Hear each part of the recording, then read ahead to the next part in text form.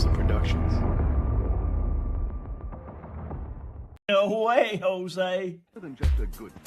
The following footage proves beyond any doubt that the tanks intentionally set the house on fire.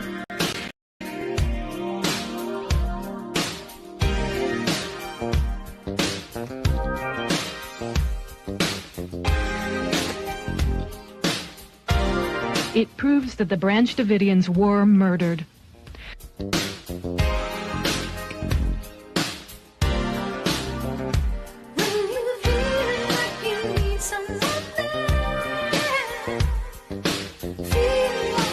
You can see that this tank has a gas jet on the front that shoots fire. You can also see the fire quite plainly.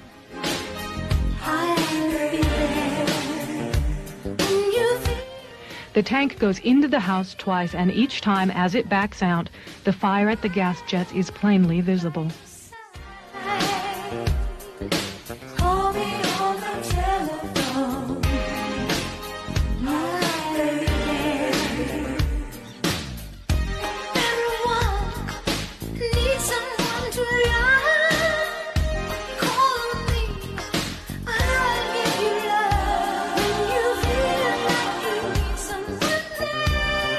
We must all do more to recognize and look for the early warning signals that deeply troubled young people send. Good morning. Welcome to the No Way Jose podcast. This is the Morning Dump. I am today's host, Jose Galison. It is April 17th, a beautiful Thursday morning. What's up, guys? What's up? I see a bunch of you guys in the chat. I see Tom in here. I see him morning. Juan, good morning. Boomer Sooner saying good morning. Good morning, Eddie. Good morning, Mr. Lex. Good morning, everyone. Good morning. Good morning, OP Jeff. What's up, everybody? Glad to be with you guys today. Pretty fucking excited. The nervousness is starting to set in just a tiny bit, as it always does before any sort of large performance. Tomorrow it's on. It's on like Donkey Kong. There will be no morning dump tomorrow. I'm just gonna let you guys know that there's no way in fucking hell I can. I mean, maybe Austin could. I don't know. I can hit him up. I don't know. I think he might be doing stuff, but I guess I could hit him up and see if maybe he can take tomorrow. But either way, either there will be no morning dump tomorrow, or maybe Austin will do it. But I don't even know if Austin can. So we'll see. Because but I am tomorrow. I am flying to LA, and then on Saturday, me and Austin will drive over to Vegas, which is a few-hour drive. We may or may not be able to do something big in LA as well. So so we'll see. I guess I'll go ahead and let you guys know. I mean, we're there might be. I think it just really matters of like whether we can make it work with the time the limited time we have. I think we might be doing like an in studio with Sam. So maybe we'll see. But then also you guys know Jake Shields. You guys know what's up with that. So we'll be going on Jake Shields, shooting the bull. We're doing an OKC episode, probably some sort of child trafficking stuff.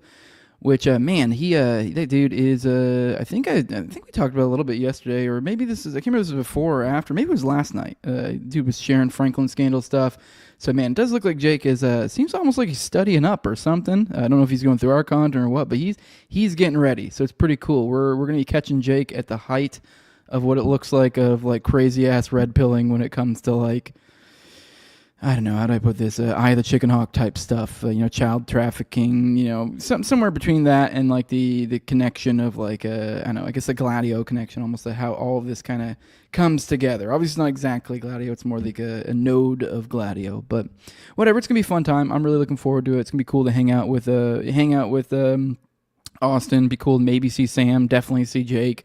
Either way, it'd be fucking dope. So I appreciate you guys for essentially making this happen. If it wasn't for you guys, I definitely wouldn't be. This is my first time going anywhere west of Texas, so pretty cool. I've never been to Cali, never been to Vegas, so it'll be fun. I mean, I'm not particularly thinking I'm going to love Cali, but we'll see. We'll see. But anyways, before we get into any content today, guys, let's take a moment and remind you guys that today's episode is brought to you by our friends over at Nadeau Shave Co. If you're tired of that razor burn and that irritation, those ingrown hairs that come from those multi-blade cartridges, this is the way to go. These is a single blade safety razor, baby. This is really better in every way that you can think of than the multi-blades nonsense. The one most people use of. When you think of razors, typically people think of those multi-blade, the fusions or whatever. But no, really the way to go is Nadeau, the single blade safety razor. Contrary to what people may think, surprisingly, one blade gives you a smoother shave. It gives you, a better shave than the multiple razors, and it jacks up your face a lot less. So you're dragging one razor across your face as opposed to multiple. I mean, generally speaking, dragging sharp things across your face, not good for your skin. So try to drag as little of those as possible. And Nadeau is the way to go with that. I mean, it's also a lot cheaper than the alternative. It gives you $75 for the entire year, for the first year. After that, it's just going to be the blades. So, I mean, even then, you can even save even more if you use Jose at checkout and you get 10% off. And then last but not least, this is a company that supports your values. This is a COVID mandate refusing company. This company was born out of refusing the COVID mandate. So, it's kind of a no-brainer. So support a company that supports your values. I mean, and gives you a better product than the normal bullshit out there. So it's kind of a no-brainer. Go check out Nadeau. Use Jose at checkout. Let them know I sent you. NadeauShaveCo.com. With that, let's pop back in the chat. See what y'all say. I see Jack in here. Bug fights. What's up? Someone saying LA is a beast to get around. Yeah, okay, well, we'll find out, I guess. Someone's mentioning the ID. Well, that's not till later. Austin may run into an issue with that when it comes to Bro Grove. I don't know how that's going to work because he was talking about coming up to Bro Grove here in June. So, I don't know. We'll see how that works. I mean, I'm only a short drive away from Bro Grove. But luckily for Vegas/Cali, that whole real ID nonsense has not kicked in yet. So, miss me with that gay shit. I am not going to DMV. Suck a dick. So, WM3? Someone says view on WM3. I don't even know what WM3 is. So the WM3 verdict. Extremely weird coping with this issue. Guilty. I don't know who WM is. I'm lost in that one. You're going to have to put more of that if you want me to address that. But hey, what's up, Robin? All right, let's get into some actual content. Let's get West Memphis 3. Oh, okay. All right, well, that was random. You brought up West Memphis 3. That is one I've never really dug into, by the way. That's one I need to one of these days. So we'll see. Maybe one of these days I'll get William Ramsey on. We'll cover it. What's up, Doc Tory? All right, let's get into some chat, get into some content. Let's start off as we usually do when I'm running the show with a little bit of how do I put this? A little bit of anti-war stuff. So we got antiwar.com. Obviously, this is the place to go for this type of stuff. But let's go check out this piece right here. On and a little update on what's going on with Gaza. It's not even really an update. I just feel like this was worth mentioning. Just if for those who weren't clear on what the situation is going on over there. Leave it to Israel Katz, the defense minister, to spell it out in no uncertain terms for you here. So we'll go ahead and read the quotes here. The heading here is Israeli defense minister says no humanitarian aid will enter Gaza, vows indefinite occupation. I mean, we already knew this, but here is a good little thing to point to for any time you are arguing out there in the wide world about this issue. They're like, hey, literally the defense minister themselves said no humanitarian aid whatsoever, and this is going to be an indefinite occupation. So they are occupying it. This is according to them, not going back to the Palestinians. So, but let's read his direct quotes here. He says here, Israel's policy is clear. No humanitarian aid will be allowed into Gaza. And preventing humanitarian aid to Gaza is one of the central pressure tools that stops Hamas from using this means against the population. It's kind of gross the way that view of humanitarian aid, but whatever. No one under the current reality is going to allow any humanitarian aid into Gaza, and no reparations are being made to allow any aid of this kind. He goes on to say the IDF will remain in the security zones as a buffer between the enemy and the communities in any temporary or permanent reality in Gaza, similar to Lebanon and Syria. He says to date, hundreds of thousands of residents have been evacuated and dozens of % of the territory have been incorporated into the security zones. So he also added that the plan for the voluntary relocation of Gaza residents is being advanced. Now, I don't know what the fuck their idea is to relocate these people. Their plan, although I think, let's be real, I feel like what the plan we're kind of seeing most likely is the plan. We keep getting told about this plan of this, like, where we're going to send these people and essentially trying to sell it as like kind of being slightly more humanitarian. Maybe the idea that's, essentially evoked in people's minds is this idea of like, oh, we'll have United States and/or Israel having humanitarian military missions to get these people, these poor Palestinians from this area to another area. So that way, they can avoid the strife. But it's like, well, you guys have already resumed hostilities without doing this. So the idea that like, oh, this plan, Not that like anyone's holding breath for it. Like I never was holding breath. Obviously, it was a shit idea from the beginning. I mean, I never really had a strong idea about like whether to actually find someone, but it's just wild that if like this is still your kind of like angle, you're trying to be like, oh, we have some place for these people to go. It's just weird to be bombing the place before you have the place to go. You know what I mean? Like if you're trying to play this narrative, it just makes no. I mean, obviously, I kind of reject the narrative on its face to begin with, but like even if I were to accept it, it's like okay, well, like wouldn't it make sense to like have this plan in place before you started your bombing campaign here?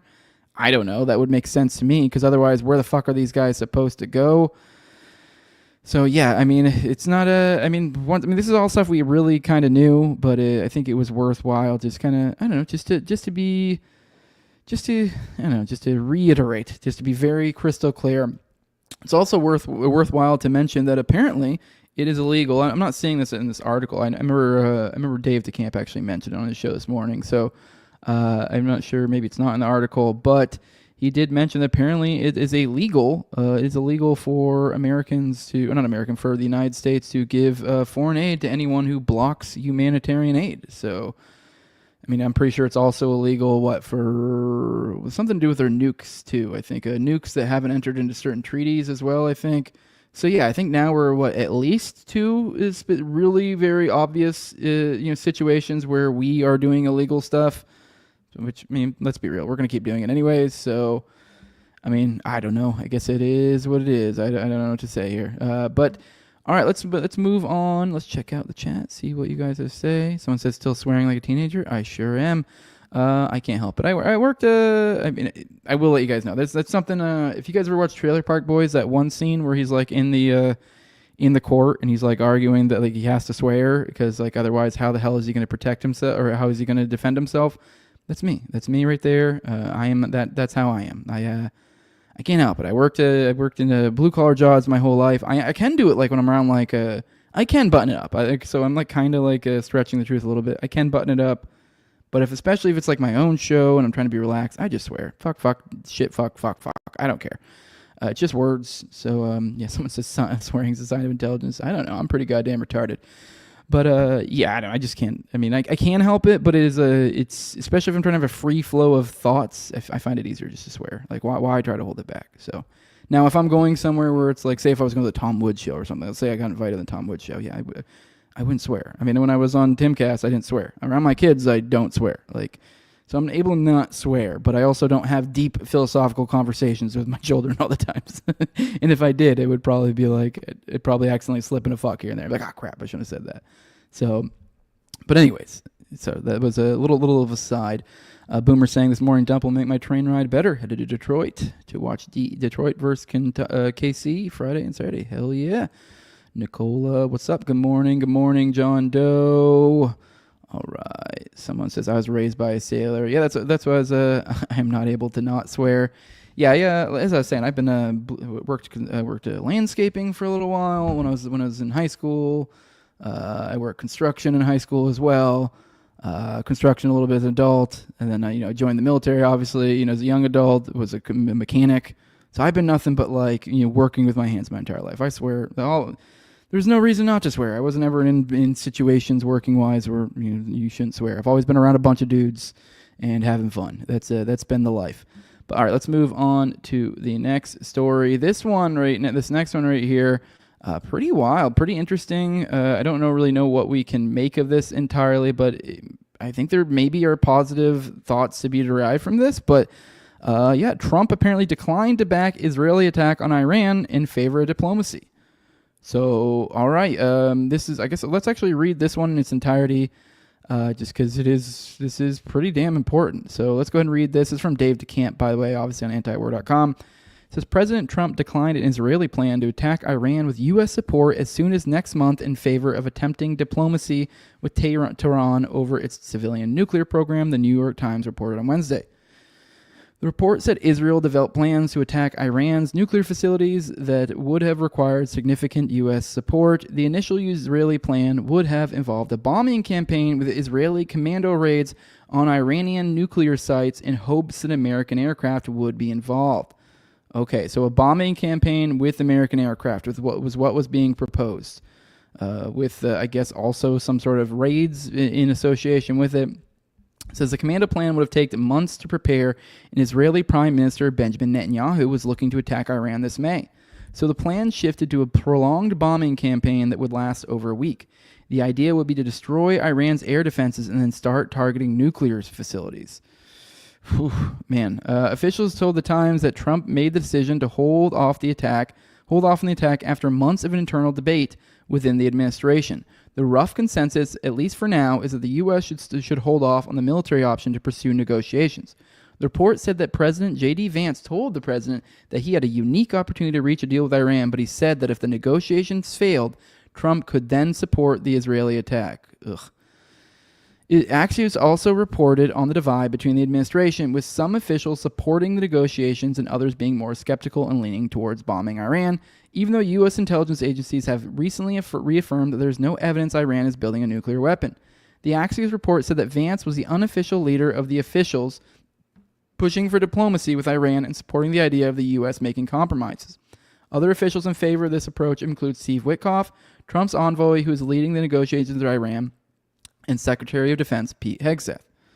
The officials against diplomacy include Secretary of State Marco Rubio and National Security Advisor Mike Waltz. No one's surprised there. Trump is also under pressure from U.S. Senators Lindsey Graham and Tom Cotton to take military action against Iran. Also unsurprising. Trump has repeatedly threatened to bomb Iran and is currently conducting a major bombing campaign in Yemen. In recent weeks, the U.S. has deployed additional bombers and other aircraft carrier and other air assets to threaten Iran. Those assets are being used to ramp up attacks on Yemen. I did want to take just to highlight, I did find it slightly interesting about Hegseth, because Hegseth is the one that's kind of on the edge here, and then I guess Witkoff as well, because I think I got a little bit of a rant about Witkoff yesterday, where it's like, I just don't know what to feel about him. I still don't after this. I mean, obviously none of this stuff ever is like conclusive, but, you know, it gives me I wouldn't say I'm warm and fuzzy, but like a 1/1000th of a warm and fuzzy more. You know what I mean? It indicates more towards, okay, maybe they're not as evil as I thought they were. Obviously they're still not great, but these guys were the same people who were clapping like seals not too long ago when we dropped bombs on residential areas in fucking Yemen. So Trump has repeatedly threatened to bomb. Okay, we read that the Times report that it said that an internal meeting this month, Director or DNI Tulsi Gabbard recently presented an intelligence assessment that found the U.S. military buildup in the Middle East could potentially spark a wider conflict with Iran that the U.S. did not want. I mean, I will say, once again, to the point of these actors and kind of, getting a read on them, I mean, obviously, I still think it's kind of gross what Tulsi has become in a lot of ways, but maybe I slightly judged her a little bit too harshly.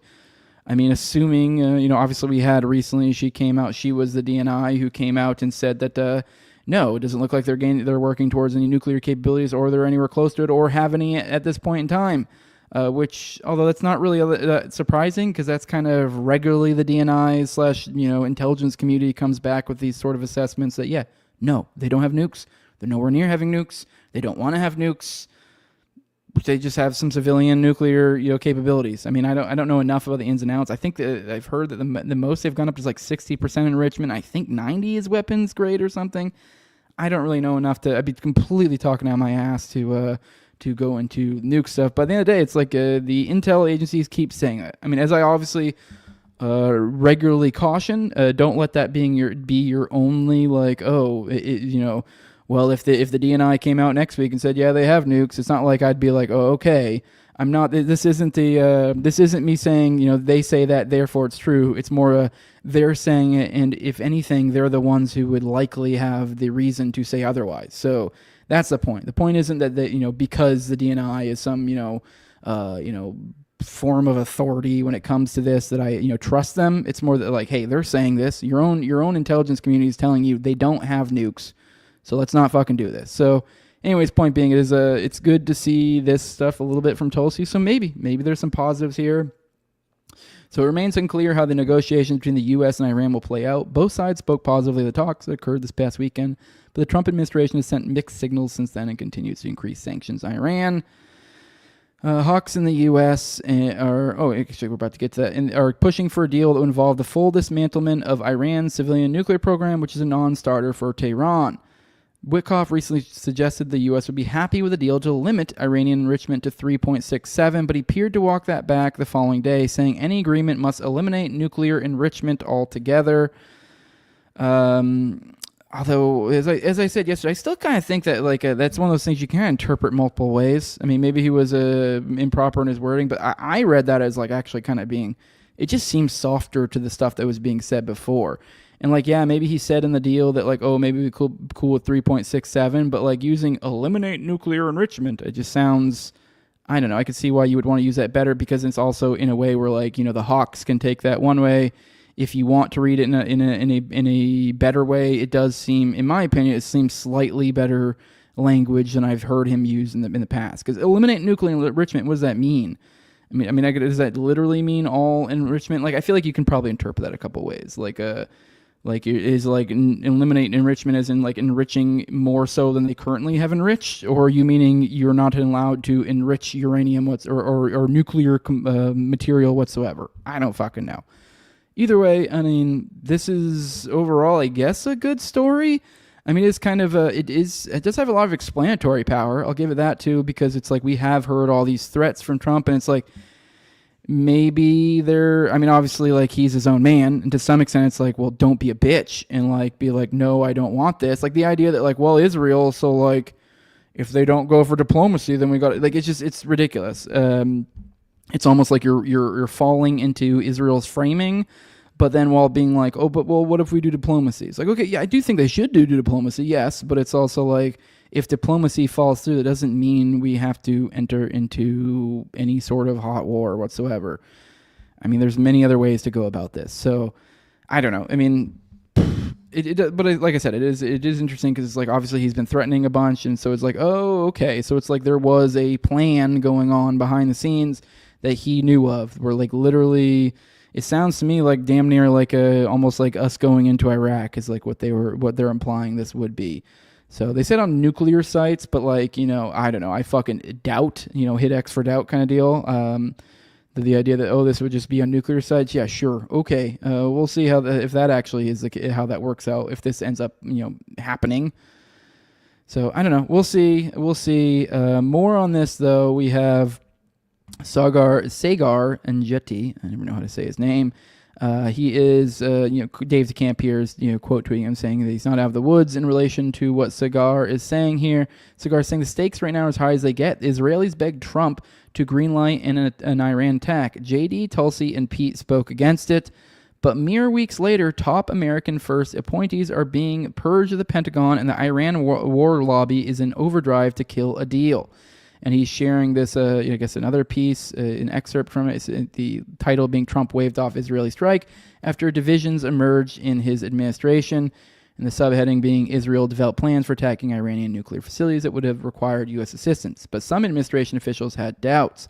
Now, I bring this up because I really wish I had covered this yesterday.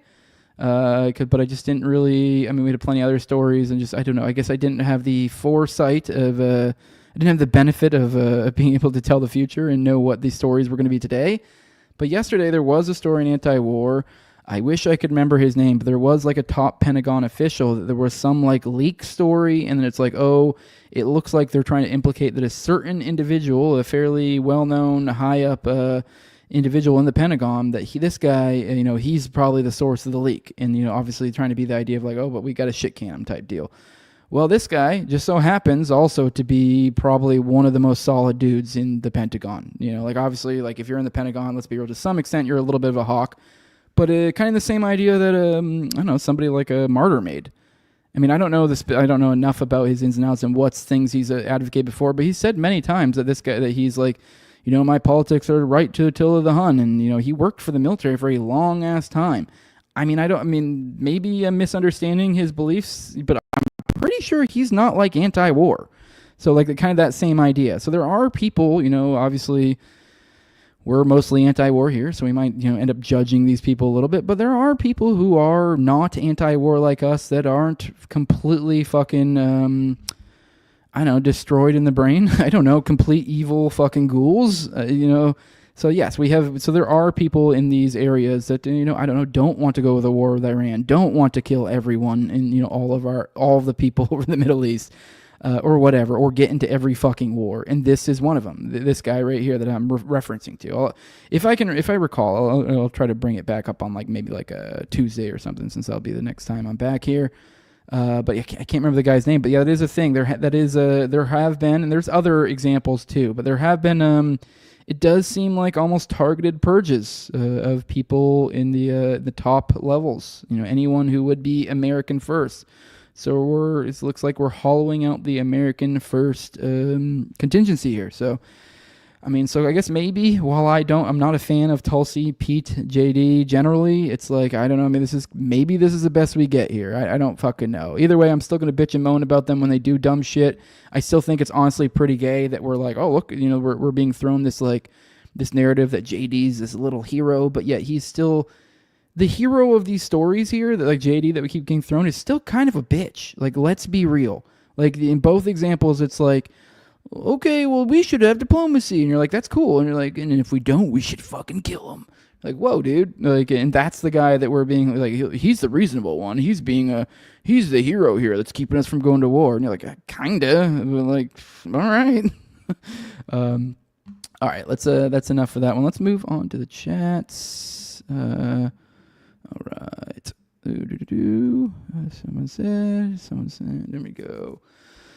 PGR says Iran shit has been on the table for quite some time. It enables their Gog-Magog wars, all enabled by the Christian Zio-pigs in the U.S. Let's face it, if you're a Christian, you're part of the problem. I don't know about all that. I wouldn't say if you're a Christian, you're part of the problem. I get what you mean, though. There are definitely, how do I put this? There are portions of Christianity that have certain beliefs that definitely are not helpful in that regard. The Christian Zionists out there, but that's not all of Christianity. I don't think it's inherently that. So someone's asking if I'm still ducking ICE. Yeah, they'll never get me.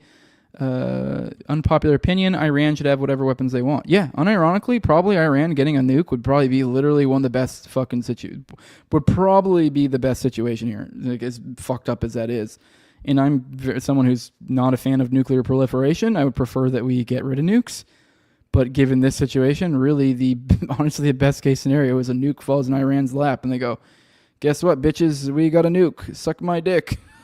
That's the only thing I can think of. That would really be the best case scenario. And then but funny enough, that's always what we're thrown out as oh, this is the apocalyptic scenario. No, this is a scenario where we don't waste billions and billions and billions of dollars and we all leave each other the fuck alone. So someone's saying at least Jose isn't spewing Rickyisms. Yeah, well, don't take rocket appliances. I can tell you that. All right, let's keep going. All right. So someone says Israel should have nukes. Not going to read that second portion. They do have nukes, though. All right, so here you go. Swedish Doom Goblin. That's a sick fucking name, by the way. Both 9/11 and Israel's October 7th was predicted before it happened in media. 9/11 in the movies, and October 7th was predicted on a magazine with illustrations of Hamas on gliders. Okay, cool. Well, that's quite the prediction there. Jeez Louise. All right, let's get into it. Trailer Park Boys for the W, for sure. All right, let's get into some more content. All right, this is one I was going to cover yesterday, but let's cover it today. There is more on the heels, more anti-Semitism out here, I guess you can say. We're booting the anti-Semites out. We're cleaning up the streets. No more Jew hate. This is going to be a Jew-loving country. Obviously, I'm being a little silly here, but we have here's the article from Zateo. This was pulled from Anti-War. It says, new kind of anti-Semitism. Jewish students slam Trump's detention of Mohsen Mahdawi. Let me see how long this is. All right, I don't know if I want to read all of this, but I just wanted to let you guys know about this Mohsen fella. He is another individual who is, who's getting deported again. He's another green card holder, much like the last one. What is his name? I can never think of his name. But he's an Israeli Columbia PH student, Sahar. I'm retarded. No, that's that's not his name. It's I'm an idiot. Mohsen Mahdawi. I was looking at a quote from somebody else, and I was reading the wrong one. But yeah, he's a green card holder, so much like the last guy, green card holder. So like pretty much, I guess, from my understanding of immigration status, that's with like the highest level of immigration status without actually being a fully immigrated, person or something along those lines. So yes, and, they're revoking green cards to the extent this guy's been here for a long time. He's been here for 10 years. As a kid, he is in Palestine. He watched his best friend get shot and die. So then he got in the U.S. 10 years ago, and he's been studying over at Columbia. He started at Lehigh University, then transferred to Columbia. He co-founded the Palestinian Student Union alongside now fellow detained classmate Mahmoud Khalil, which I found that particularly interesting. So it looks like they're literally targeting Palestinian groups. So a little scary. I mean, if you were someone of these groups. So, I mean, the interesting thing about in here, though, is this guy has, he's gone on. There's clips of him talking about how anti-Semitism is the big bad kind of deal. I think this might be the video right here. Let's go ahead and play it. To be anti-Semitic is unjust. To fight for freedom of Palestine, the fight against anti-Semitism go hand in hand because injustice anywhere is a threat to justice everywhere. And now this is from Mahdawi. Now keep in mind, as these were sort of presented to us and still kind of are, is this is for anti-Semitism. But then, as I've mentioned multiple times, we have the legal definition of anti-Semitism. The only real ism that I'm aware of that we have a definition for in the halls of Congress. We use the IHRA, the International Holocaust Remembrance Association definition, the one that includes examples of things like dual citizenship, or saying that or complaining about dual loyalty, or complaining about Israel. Like things like these are now considered anti-Semitic. So literally within the IHRA, examples criticizing Israel can be construed as anti-Semitic, and that is the legal definition that we were working off of for our immigration system to deport people, essentially. So kind of wild, but let's go and play this. The first to stop an act of anti-Semitism was 5 of us to go and tell the guy, you don't represent us because we have Jewish brothers and sisters who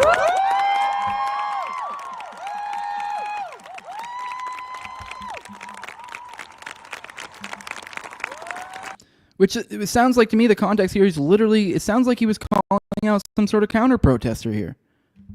Like, and I mean, I don't know if you guys remember because it's like, this is how the game is played. The narrative, like the tiptoe type stuff, the narrative moves from one thing to the next.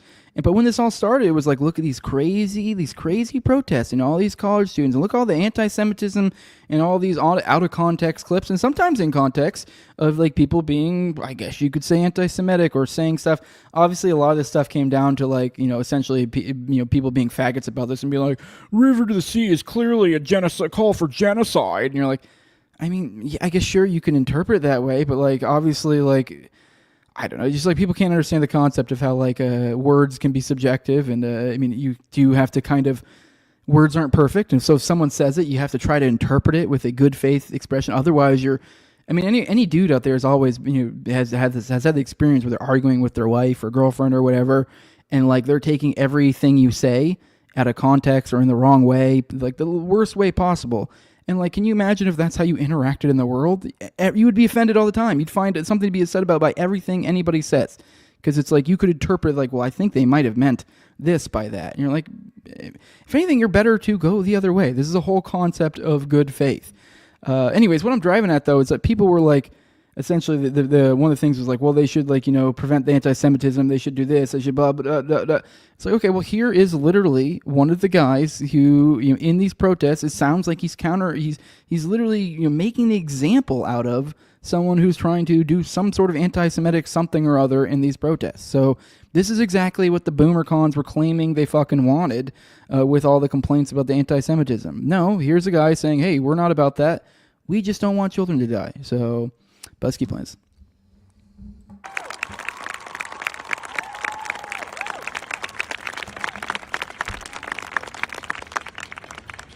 The truth is clear.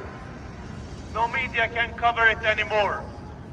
No administration at Columbia, administrators of power, a president, a vice president, deans, can silence the truth.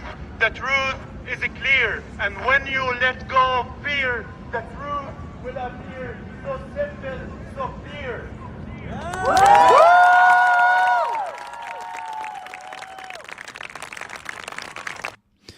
All right. Well, let's move on from this story. I mean, I don't really know what else there really is to say about this. This is just nuts. I mean, like I said, this is up on Zeteo. If you guys want to go check it out in its entirety, it's just I don't know, man. It's just pretty fucked up, dude. I mean, I don't know what to say. It's just fucked up. I mean, between him and then Mahdawi. I mean, obviously, me and Austin, not Mahdawi. God, why do Kamid Kabulul? I don't know why I keep forgetting his name. I'll remember it here in a minute. But I mean, he had like a kid and everything. It's just, I know everyone goes, oh well, they're not citizens and like so they don't have rights or this or that. And I don't know. It's just shitty. It's like even if you are saying like, okay, this is legal or it's okay to do, it's just, I don't know. It's just not a nice way to treat people generally. I mean, just the idea that like, oh, someone's been in the States for 10 plus years and they've made a life or they're, for a long ass time having wife, kids, whatever. And they're like, nope, just get out of here. You said some stuff about Israel. Just nuts. So, all right, let's, all right, scrolling through the chats. Someone says I like Jewish boobies. Yeah, they're all right. Yeah, they ain't bad. All right, someone says 6 million examples. Ayo. Sloppy Toppy saying starts with green card holders and us citizens who are prisoners getting deported. Next, it'll be citizens who don't share their political beliefs. Label us domestic terrorists. So, yeah. So what if I point out the U.S. has 100 plus Holocaust museums and one slavery museum? That's nuts. I didn't know that. There can't be only one slavery museum. That's nuts. I mean, I'll take your word for it, but I probably shouldn't. But all right, I'm scrolling through. All right. Someone just sent his wife and kid with him. Problem solved. I know that's still fucked up too. You're just gonna deport his entire family out. That's shitty. All right, let's move on to the next story. This kind of ties into this. These are more people that push this sort of narrative. Here is Marco Rubio and Ben Shapiro bloviating on the dangers of censorship.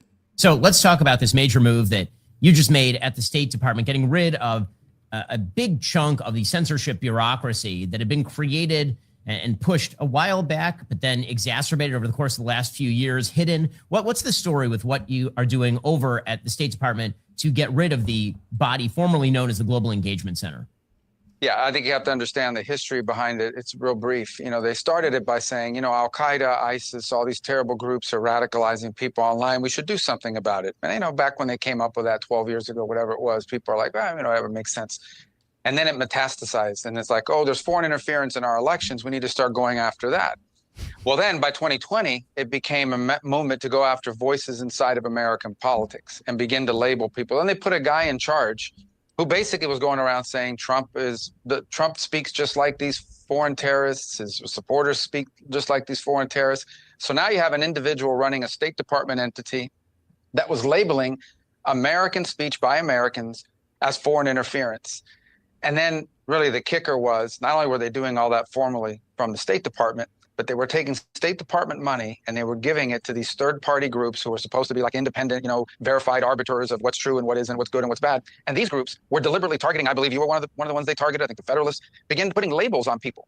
Now, you may say, okay, well, what's the importance of label? Well, that's not just the issue here. The issue is not only did they put labels on people, that was then used to go to social media companies. It was used to go to outlets and say, you have to deplatform these people or you have to cut. Labels, you tell me? Labels, maybe labels that don't fit? We wouldn't know anything about that. Back on how much views they're getting. You have to go after them. In essence, silence them. So in essence, it metastasized and the metamorphosis into a government-run entity that was targeting political speech in America, labeling it disinformation and silencing it. All paid for by the American taxpayers directly and indirectly. And that ends. Now, so what happened when we took over, right before we took over, they got rid of this Global Engagement Center. They renamed it and moved it somewhere else. But, renaming something doesn't change it. You still leave the thing around. So we've undertaken, 12 weeks of looking, how do we reorganize this whole thing? How do we get rid of it? And that's what we're announcing today is we're taking the whole thing down. And it's about $50 million. I mean, it's not a small amount of money. And we're not going to be in the business of doing this anymore. In fact, we're going to be in the business of promoting free speech in America and around the world. Well, we just covered an entire story where they didn't support free speech. But let's keep going. As a core American value. And that really is what we're going to be about right now. And we're also going to go back and look at, as an accountability project, all of the instances in which this was used as a weapon against American political voices. And the reason why that's important is not just because of accountability, it's to make sure it never happens again. You document these things so that someone in the future, when they get some bright idea like this, realize, why we should Asterisk, unless it's immigrants, and then who fucking cares, I guess, right? All right. do it, because this is what it turns into. And Secretary Rubio, it's a really good object lesson in what happens with some of these government agencies, which start off decades ago with the right purposes and then gradually are infiltrated by people with a significant political partisan agenda who then proceed to No fucking way. Really? weaponize these institutions against Americans. We've seen this in USAID. Obviously, we see this Correct. here with the GEC turned into another sort of body that was then hidden inside these agencies. And when people like President Trump talk about the deep state, this is the kind of stuff that he's talking about. Just nuts. The lack of awareness is astounding. All right, let's check out what you guys have to say. John Doe says you'll be required to have a Holocaust remembrance shrine in your living room. Well, what most people don't know is the Real ID thing. Like it's got a little RFID chip that if you scan it, it goes to a website and then it's your own little virtual Holocaust remembrance shrine. Obviously that's a stupid joke. Here we go. Rubio reminds me of David Aceveda from The Shield. I bet someone has pictures of him sucking dick. I think he's probably done way more fucked up shit. Like Doctori's saying right here, saying I see Rubio as more of a dog mask type. Then Tyler says, that enrages me. You enrage me. Just kidding. No, you don't. You're cool. All right, let's check out this horn dog and see what this guy is all about. Hugh Hefner. I told you guys a while back I had a Playboy thread. I figured we'd go through together that I forgot about but I'm remembering about it now. Okay, I told you guys I think like a week ago we'd cover this, but here we are now. Okay, so we have The Actionable Mind is where this thread is from. You can go check them out. I don't really know anything about them. I can't give them any sort of recommendation. This showed up on my feed.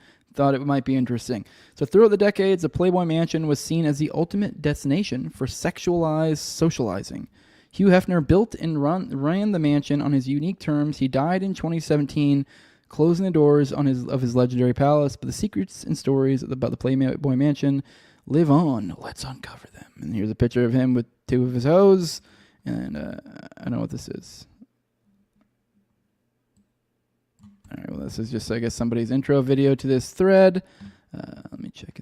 Oh, I'm an idiot. I don't have it up. Here you go. I'm retarded. Here you go. Here it is again. I fucked up. I did it again. Here you go. Okay. I'm retarded, though. All you missed was this. I just read a few sentences. But all right, let's keep going. Playboy once claimed celebrities used secret tunnels for visits. In 1970s, the number of celebrities used the mansion for pleasure and luxury, but not everyone wanted to be seen coming and going. Playboy reported that Polaroids and blueprints were discovered detailing an underground network of tunnels. Tunnels were running from the property to the homes of famous guests like Warren Beatty, Jack Nicholson, and James Cain. So let's watch this. You and Jack Nicholson had your own secret passageway into the Playboy Mansion.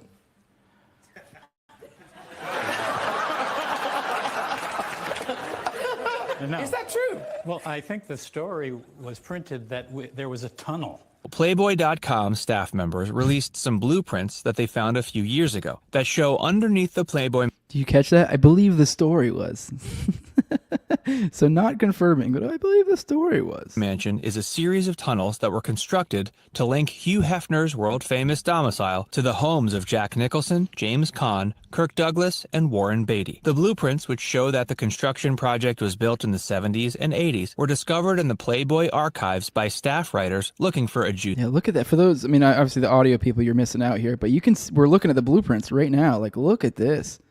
That's wild. You can see where, like, from the front it goes, you can literally see a downward staircase right there, and then tunnels that just whoop, right over. That's it looks like another tunnel system over here too. So that's pretty nuts. All right, let's keep going. juicy story, kept under wraps for so many years. Everyone knows Nicholson and company were up to no good back in the day. They were the bad boys of Tinseltown and lived a free and loose life. It's fascinating to think what those tunnels might have been used for. You and Jack Nicholson had your own secret... All right, crazy stuff. All right, let's move on. Hugh Hefner had crazy rituals with the girls.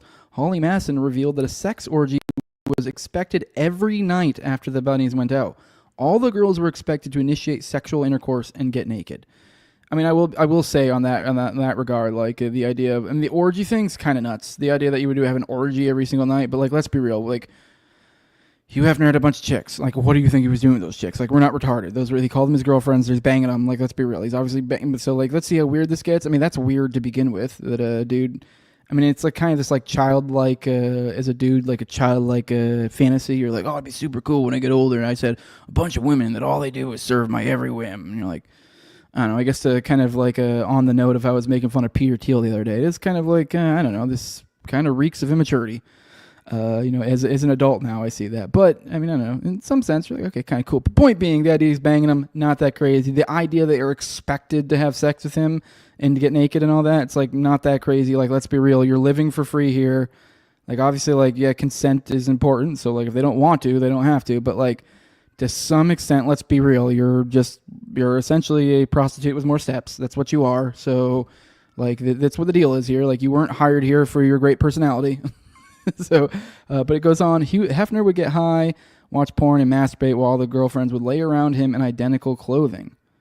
Okay, I mean, weird, but all right. Kendra Wilson said, I had to be very drunk or smoke lots of weed to survive those nights. There was no way around it. That's a little weird, but although, like, she's also banging an old dude. So, like, I don't know. Maybe that's why it's like, this is fucked up. You know, I don't know. I could see as a chick would be like, that's gross, and, so it would kind of fuck you up a little bit. So, but it does kind of imply something crazier is going on. So I don't know. So it also goes on. Hugh Hefner had crazy rituals. What the fuck? It repeated itself. All right. He fucked up here when he's Hugh Hefner. All right. What the fuck? Sorry, my bad. He accidentally. All right, here we go. The mansion was filthy, as recalled by many. Unsurprisingly, cleanliness was not a thing in the $100 million mansion. The walls and doors were stained with God knows what. There are poop stains from the dogs all over the floor. And according to Kendra, the smell of the feces was beyond overwhelming. 123 people got ill once over a weekend who went into the pool for a fundraiser party, with health officials identifying the bacteria being the cause. The mansion was a go-to place for having all kinds of illegal substances. Numerous playmates had admitted to the excessive drug use that Hefner introduced them to, although the franchise publicly branded itself as a drug-free establishment. Some revealed that they were very strong drugs and perfect sex initiators. She said that men would get girls to do whatever they wanted if they just gave them one. Many of the girls have confessed to turning to drug use to get through the hell of the mansion, which just reminds me of the Diddy stuff. What was it? People think it was GHP and those like the things that they called was lube. Which was like a shit ton of bottles of lube, and a lot of people have theories that it was some sort of GHP or something like that. So perhaps. All right, let's play this, see if maybe there's anything interesting here. For a little while. He was doing his crazy stuff. I was just looking the other way. Like on Pig Night, I remember finding out what was going on, because he said, I'm going to be busy in the early part of the evening. Some people are coming over. And then somebody told me what it was. It was a butler. He said, it's Pig Night. I said, what? Every Thursday night, Hefner had 2 pimps bring up 5 or 6 girls each in their cars. It was girls that they would pick up on Sunset Strip. At that time, Sunset Boulevard was a very big prostitution place. That's where you went to pick up somebody. It was called Pig Night, but we as butlers were always told, do not call them pigs. This was Hefner's term for them. I don't know why. Okay, it sounds to me of Pig Night. All right, this sounds awful, but like it sounds like they're just going to get some rough fucking hookers and show them off, which is like awful, but it sounds like something like a Tower Gang bit or something. But let's go on. He called them pigs. Thursday night was Pig Night, when the guys on the mansion list were expected to bring women. They were ranked. There was a hierarchy of whether you were a 10 or an 8 or a 6. Okay, well, this doesn't sound as bad. Calling it Pig Night implies that it's like you're trying to find rough broads. So maybe, I don't know, either way. I mean, obviously, it's not a nice thing to do. Obviously, pretty awful. Like, this is like a bit we would cook up in Tower Gang, but, like, probably not actually do, because we'd be like, that's pretty awful to do to someone.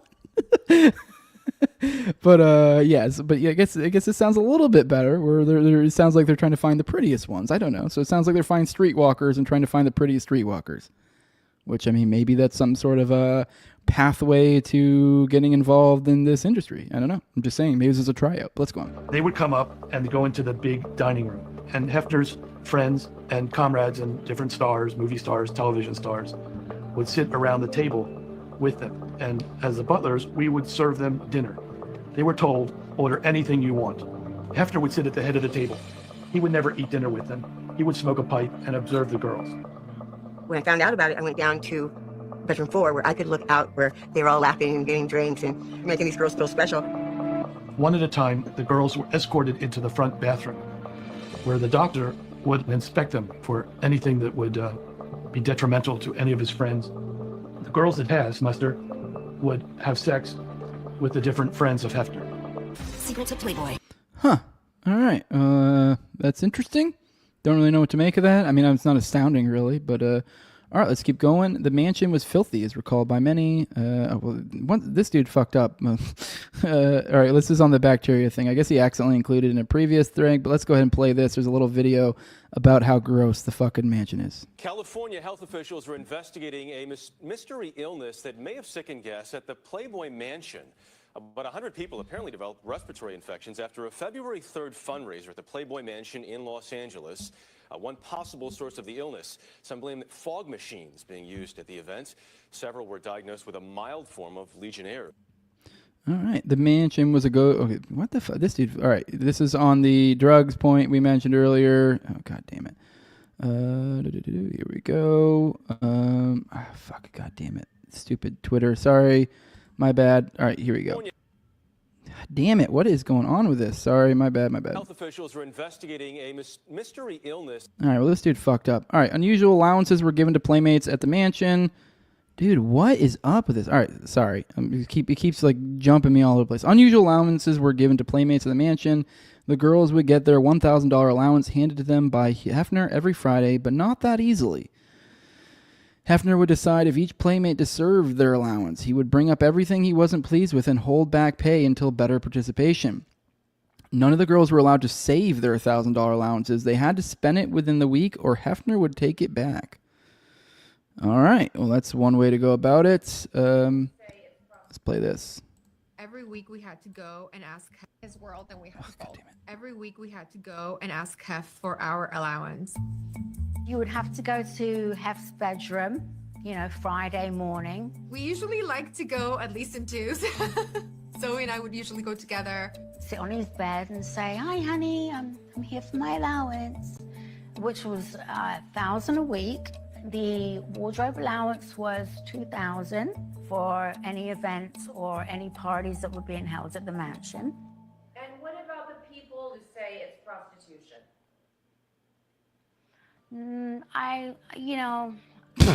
It's not prostitution. I was working for a company, and okay, I was simply looking at Hef as I want to work for you and your company. I want to help make your company better if I can in any way.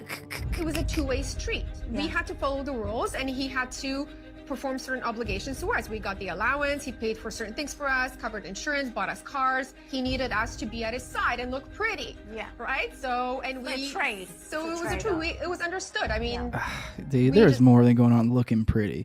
Although I will say, I don't know who these girls are, but I do know he had like his he has ones that were like his girlfriends, and he had the other girls. So, like, to be fair, I don't know, maybe he's not banging the non-girlfriends, and maybe it's just like that's who he's slinging around to his friends. And maybe not all of these girls are like, hey, you can just bang any of them. Although I feel like that was probably the kind of vibe in the thing. But let's go on. just knew that we lived in his world and we had to follow the rules. Secrets of Playboy. Yeah, it's definitely prostitution. The way to the mansion was invite only. The guest list of parties at Playboy Mansion were exclusive, with Hef personally deciding on who gets past the gates. Many celebrities have gotten banned from the property for unusual and bizarre reasons. Once Mike Tyson was invited to attend a film. After sinking into a leather couch, he fell asleep, ignoring his phone that kept ringing incessantly. It was Tyson's first and last invitation to the movies. Well, that's weird. So so they didn't invite him again because he fell asleep watching. Man, that's fucked up. Okay. I mean, I fall asleep in movies all the time. I guess he felt offended by that. But all right, let's go ahead and play this.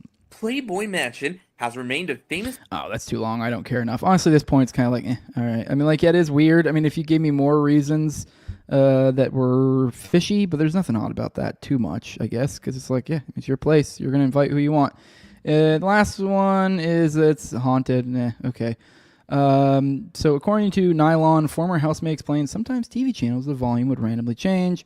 Half former's girlfriend, Holly Masson, also revealed that once in a basement gym, she saw an apparition wearing a hot pink sports bra disappear into a shallow closet and said, I never saw that woman again in my life.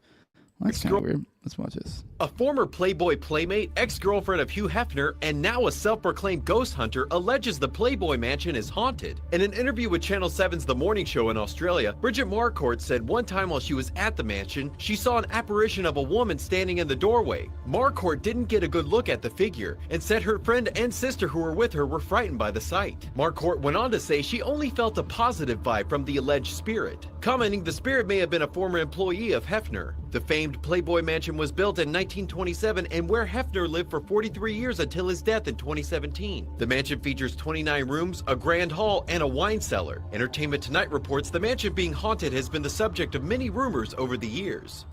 Okay, well that's I don't know, not really something we usually talk on the show, but interesting, I guess, nonetheless. All right, let's roll through you guys' chat, see what you guys have to say. So you have to buy a Holocaust NFT for your real ID.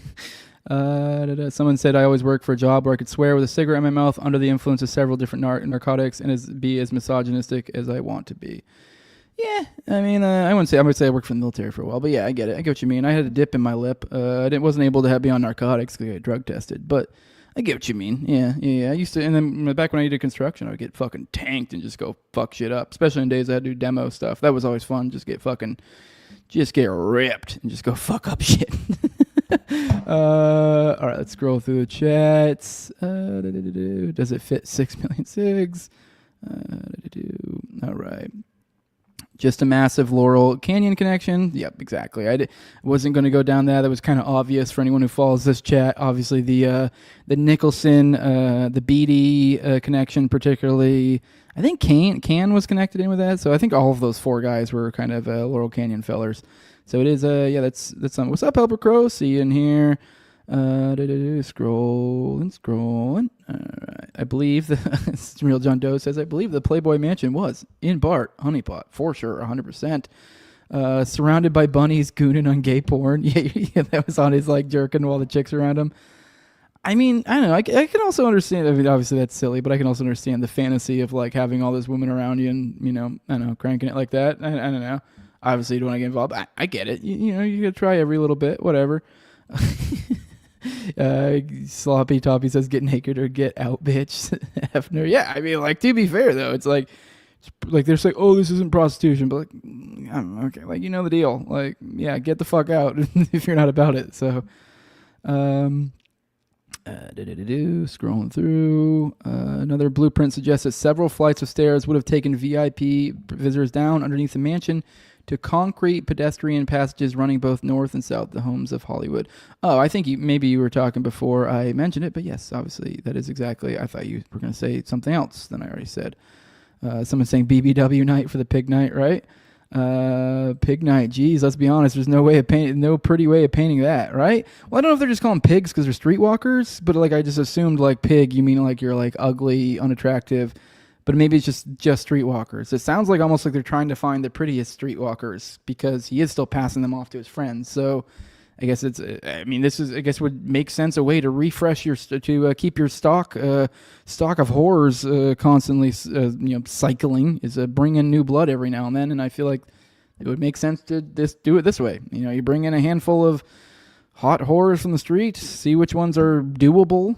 Obviously he was giving the medical exams, and then welcome to the club, pal. That makes sense to me. That would check out. All right, just scrolling through. So yeah, he pays them in company coin. Yeah, I didn't almost mention earlier.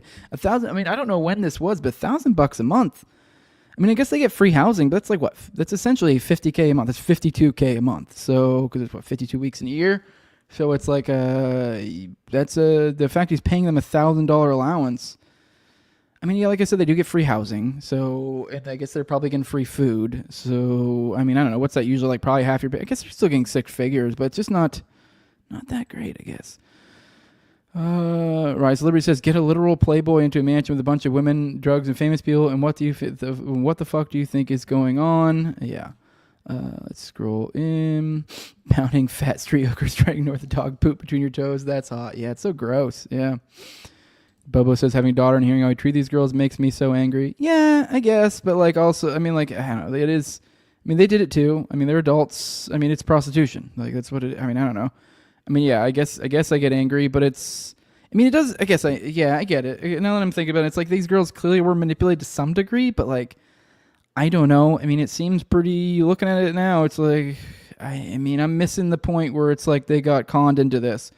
You're working for a pornographer and you're living with a pornographer. Like, I don't know how, it doesn't really take much of a father or mother figure in your life to go, or to have, I don't know, it just doesn't take a lot of comment. It doesn't take much sense to be like, I think this guy wants to have sex with me.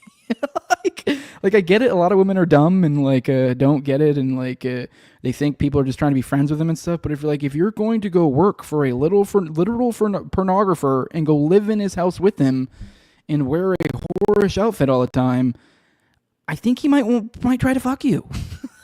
Like, he's probably going to try to pass you off to his friends. It's kind of like a, so the idea of like being angry insofar as like he's manipulating these women, it doesn't really feel like he's manipulating. I mean, obviously he's trying to control them with like the allowance and stuff, but like once again, they're fully aware of what they're doing. So I don't know. I mean, it's gross. I'll give you that. But yes, these bitches knew what they were signing up for. Everyone did. They traded their respect for fame. Many such cases. Yep. All right, scrolling through. I only had one Quaalude the night I saw that Big Titty Ghost is aggressively agreeing. So, I've dabbled in the streetwalker scene. His Trump voice. Not good. It's not good. Pigs everywhere, I tell you. Yeah. Scrolling through. It says, I'm talking about the force to spend the cash at $1,000 in a week or take it part. Yes, that is gross. I mean, I'll admit he probably was not forthcoming, and that was the arrangement beforehand. So, yeah, kind of gross. That is a gross way to go about it, but I mean, I get why he did it. And in a controlling sense, I don't agree with it, but yeah.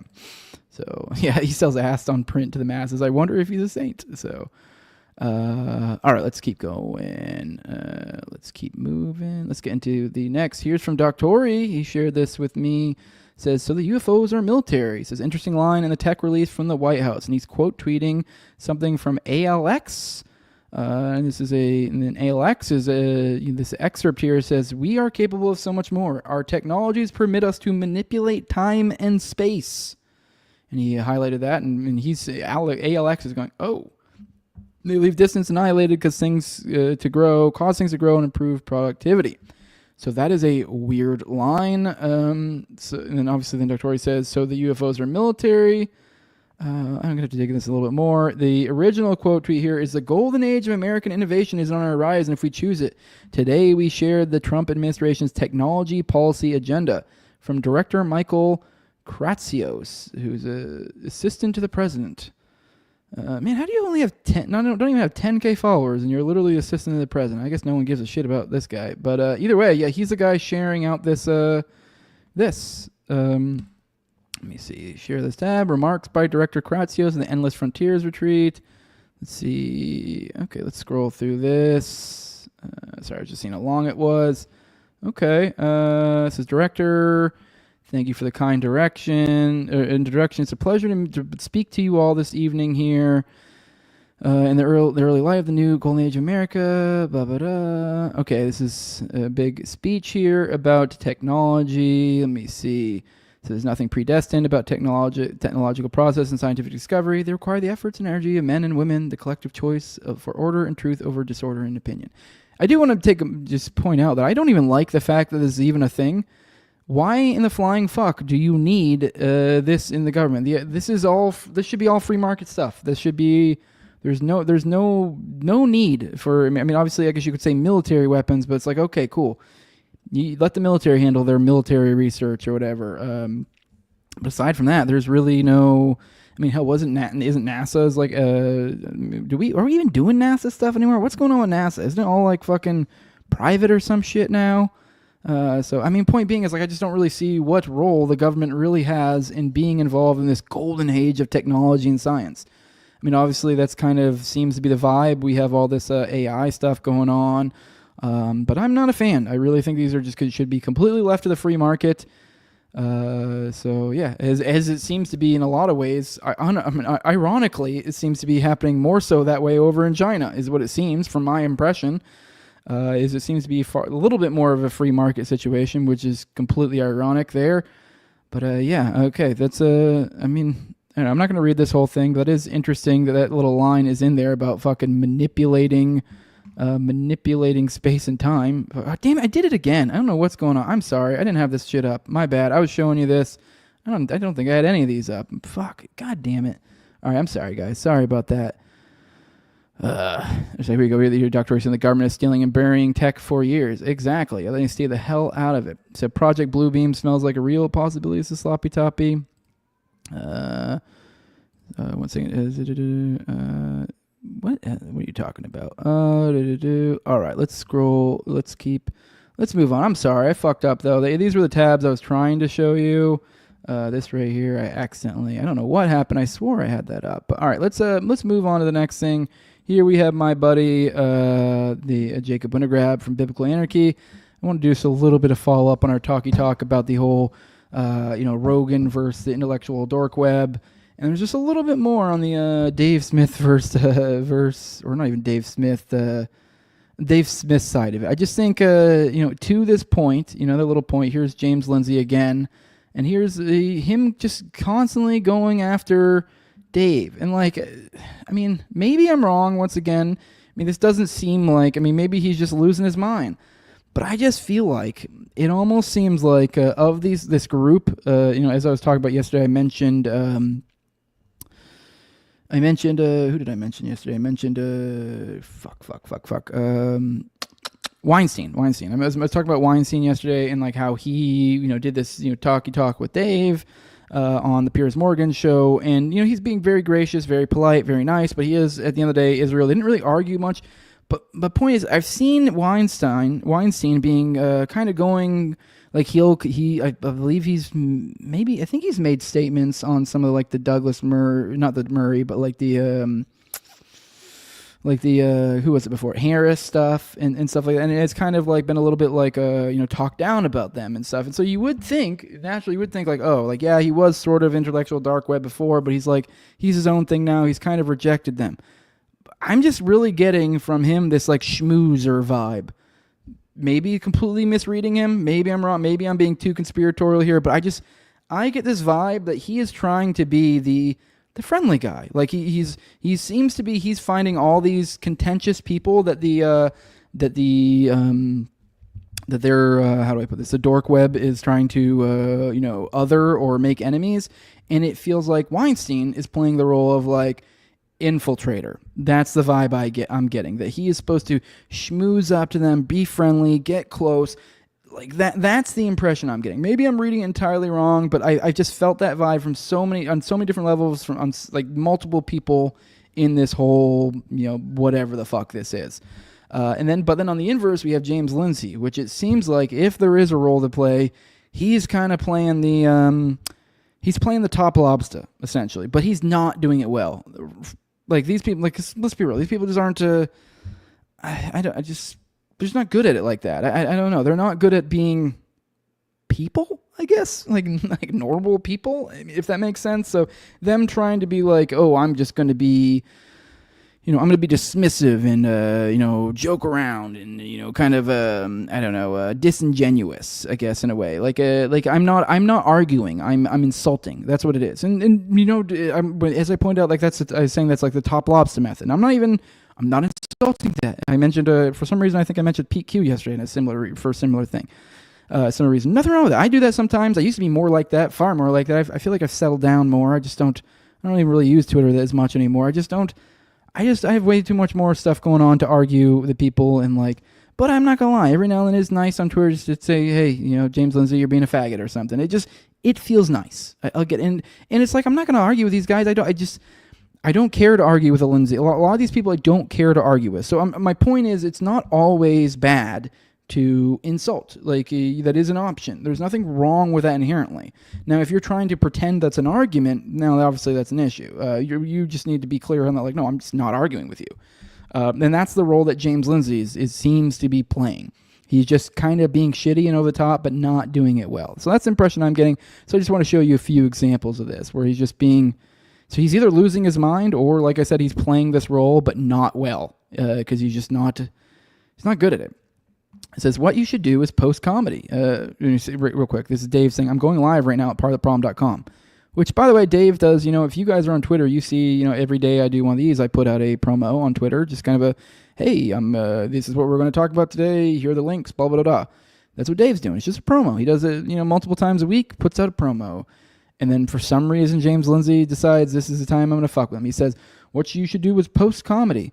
And it's weird they put post hyphen as if it's like a concept post comedy, like you're in a post comedy world. Anyways, whatever, that's silly. Probably just a typo. It says, don't tell any jokes. Just rant about Israel and lecture the audience. Oh, no, I'm right. It is post comedy. Like he's saying it's post comedy. Don't tell any jokes. Just rant about Israel and lecture the audience for supporting the deaths of innocents, especially kids. Obviously, the angle being that they're like, oh, Dave Smith is doing a bit. This is all some like, non-comedy or post-comedy. Like, for example, I actually like a non-comedy. Those are fun. Like, what do you call a black guy that I don't know, graduated medical school? It's like, a doctor, you racist. Like those type of ones. And you're like, what's worse than finding a worm in your apple? And then they go, then the people either say what, or they'll go, finding half a worm in your apple, because like that's the original joke. And you go the Holocaust. Because I don't know, just shit like that. I personally like that kind of stuff, but obviously that's not what Dave is doing. All right, here's another one. Here's just more. You're just going on Dave. I know I'm not a comedian, but when you do shows, you should try to tell some jokes. Call it a pro tip. And this was a show. He was quote tweeting a show with him going on Crystal Ball and Cigar. I forget his first name. I covered him earlier on the show, but anyways, which is Breaking Points. I think it's like a serious political show. So he's just focused on this, you're a comedian, you're a comedian, you're a comedian, you're a comedian, as if people can't, walk and chew gum. He's also puts, rewatch the Murray Smith-Rogan debate, imagining what you're seeing. He's saying, rewatch the Murray Smith-Rogan debate, imagining what you're seeing is a very annoyed man named Douglas talking to his friend, Joe, to try to bring him back from a nasty ledge, who is angry about the fact Dave, who he has no interest in but much contempt for, is there at all. And once again, gay. Here's another one. I assume this is clown nose on again because it's a joke of an argument. Have you considered telling it on stage as Dave? Once again, quote tweeting Dave making a serious point about something. It's a joke of an argument. Oh, was this? This was on the rant we had yesterday. Because I remember this tweet. This was the. This is where people just struggled to This is where people just struggled to understand the concept of. Oh, yeah. By the way, I looked into it yesterday. It was, I couldn't remember the name of the fallacy. It's special pleading. That's what it is. Special pleading is the name of the fallacy that guy was using, that's essentially when you, for those who want to learn something today, I guess, special pleading is when you essentially take something and you carve out an exception for it. You're creating a special pleading for it. You apply a different standard to the thing you want to. So essentially the idea being here is a special pleading would be in the case of what we talked about yesterday with that guy that Dave was arguing with about they really got honed in on the concept of like intentionally killing civilians or whatever, intentionally killing, and the idea being that if you as a person drop a bomb on a house with let's say there is a valid target in there. Let's just accept for the sake of argument there's one person in this house that is a valid target. There's someone who's done wrong in some way, shape, or form, and they can no longer exist in this world.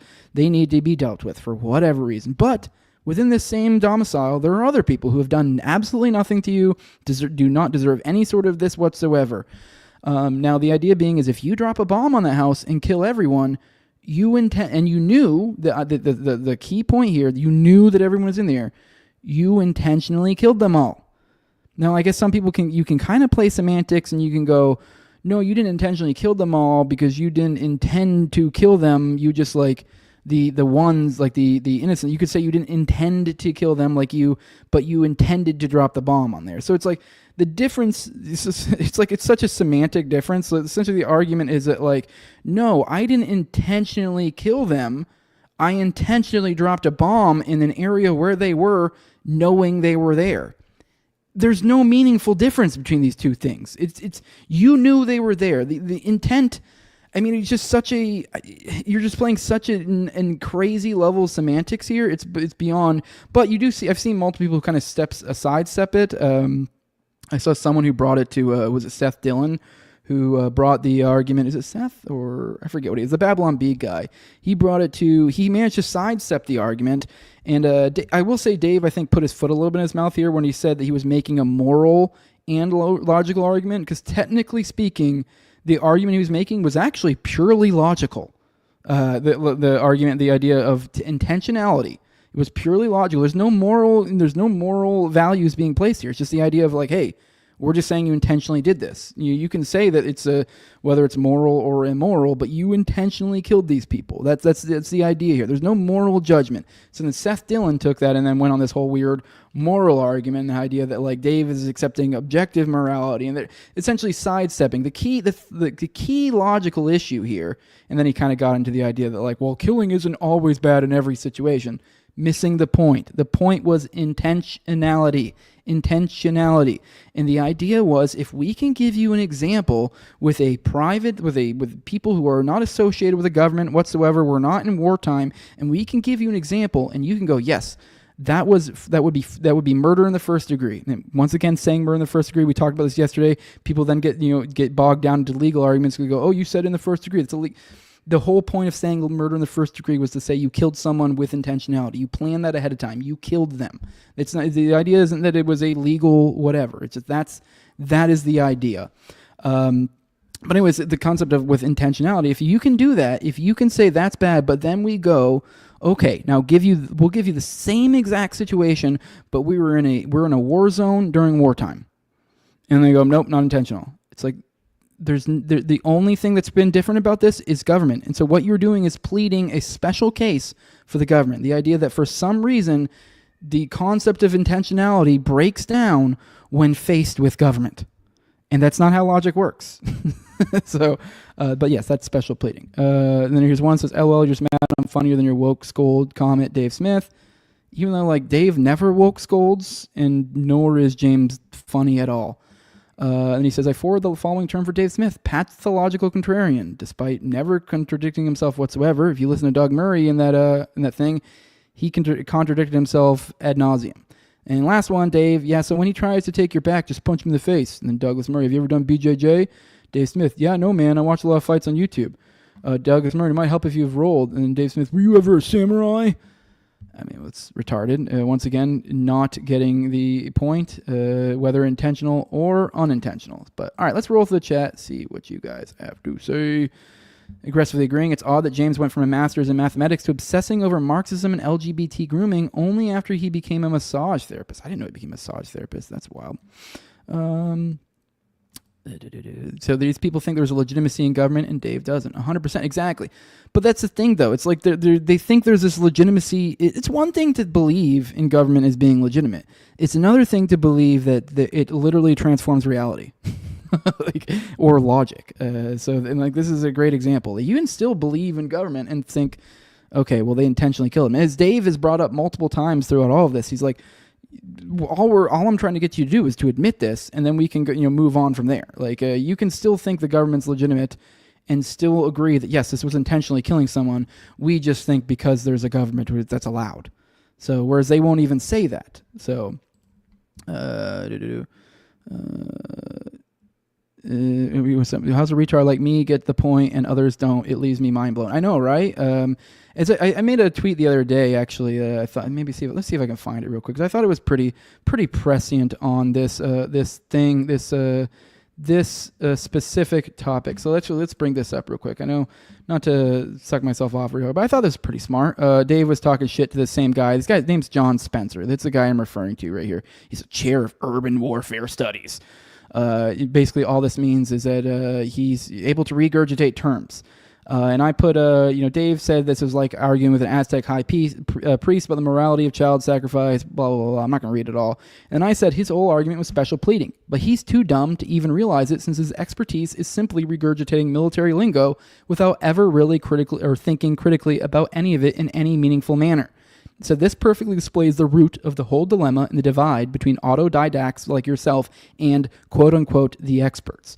By the way, an autodidact, for those who aren't aware, that's a self-learner. So that would be most of us here. I think we would probably mostly be autodidacts, unless you guys are out there and you're credentialed to the gill on the stuff we're talking about right here. We're pretty much autodidacts. I mean, technically, no one's really an autodidact because you're getting information from other people. There's no such thing as an original idea. But anyways, and then I put like a kind of put a bow on it. It's really that simple. The real divide here is between critical thinkers versus smart retards and bad actors. So that's what we're dealing with, is smart retards and bad actors. So like, obviously the example of the smart retard being the John Spencer or whatever the hell his name is, where if you do watch that interview, you'll see what I mean. He just throws out a bunch of terms, not at all making any sort of argument, but just, law of war, Geneva Conventions, Aquinas, just throwing out names of just war theory, and you're like, okay, cool, these things, and you're like, okay, but how about you make an argument using those principles that you seem to claim to understand? No, you just know what these things are. You don't know why or how to implement these in any sort of argument of any meaningful anything. So, all right, let's move on from this. Though I'm tired of talking about this. Let's check in. See what you guys have to say.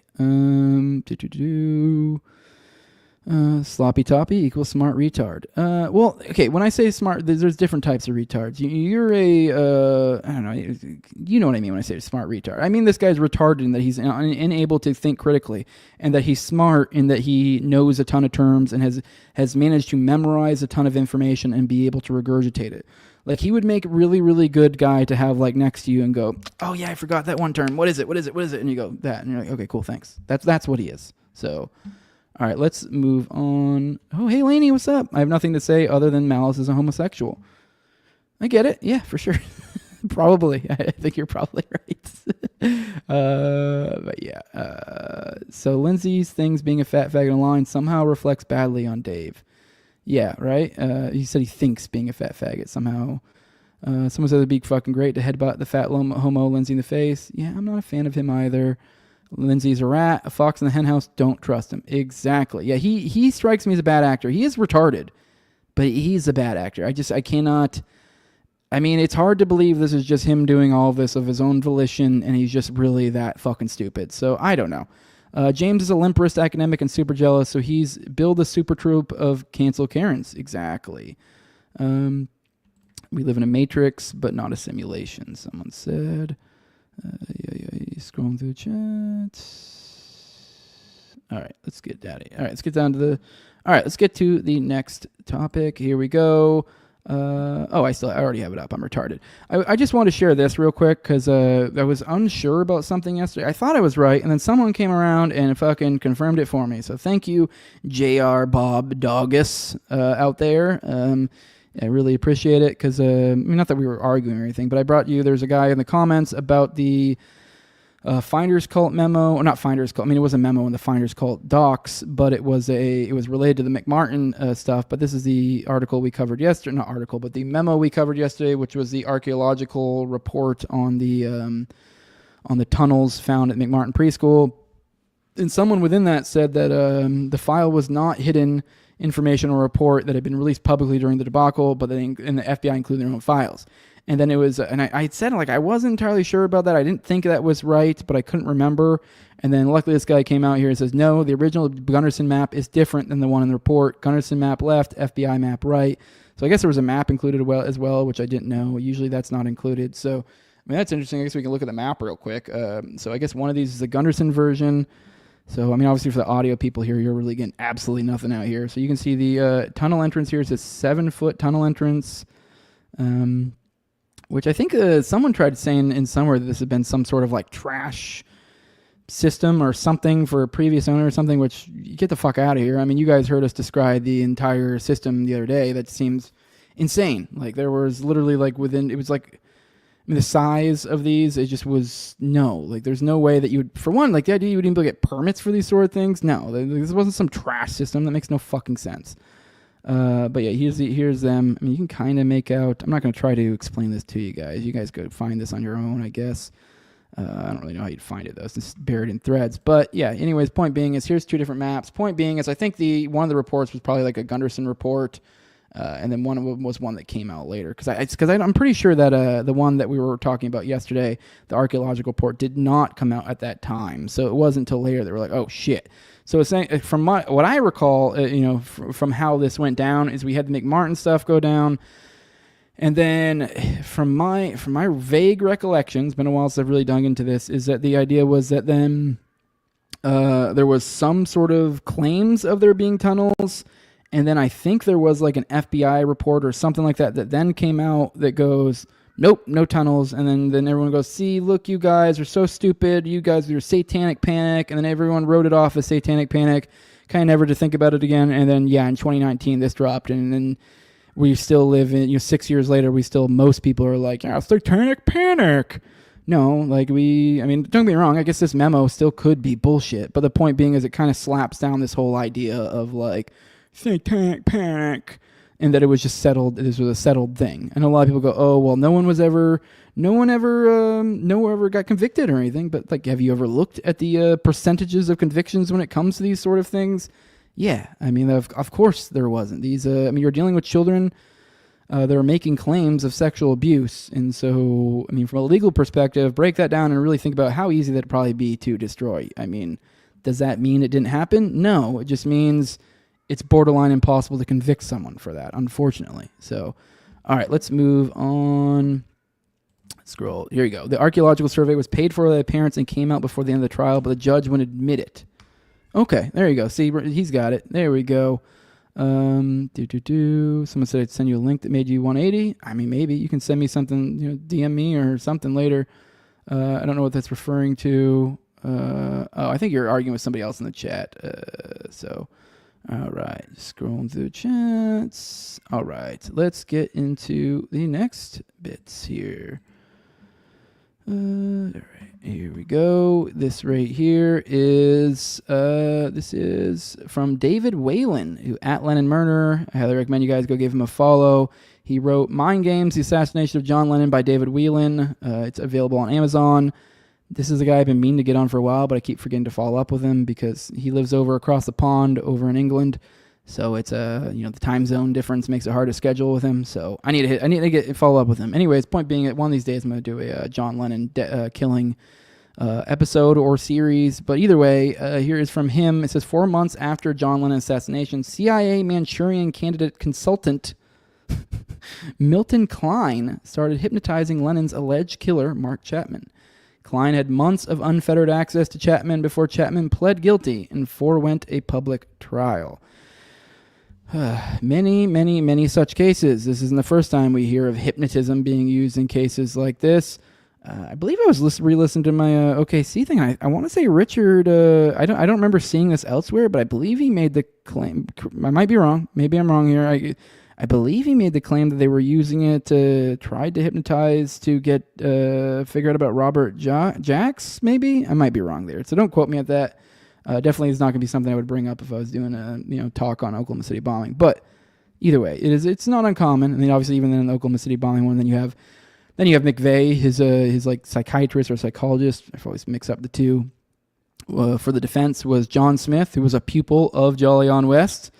Also, there's claims that he did meet with Jolly West. Whenever Wendy Painting's next book comes out, whenever the heck that is, that'll almost certainly be in there. I mean, she's referenced it, and I forget the exact, the specific source. It's hard to hunt down since it's in a podcast as opposed to like written somewhere.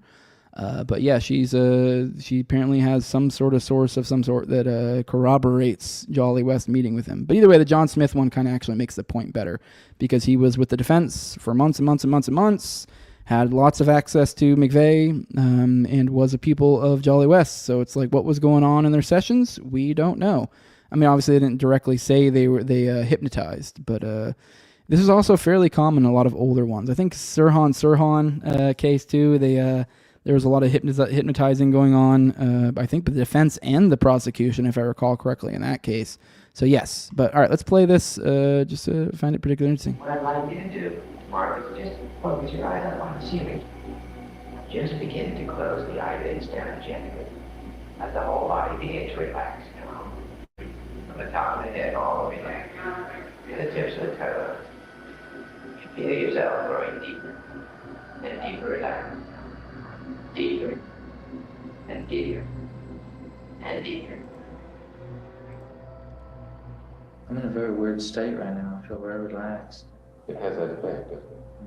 What I like it. Yeah, it's almost as if like someone would be more manipulatable. What word am I looking for? Either way, you know what I mean.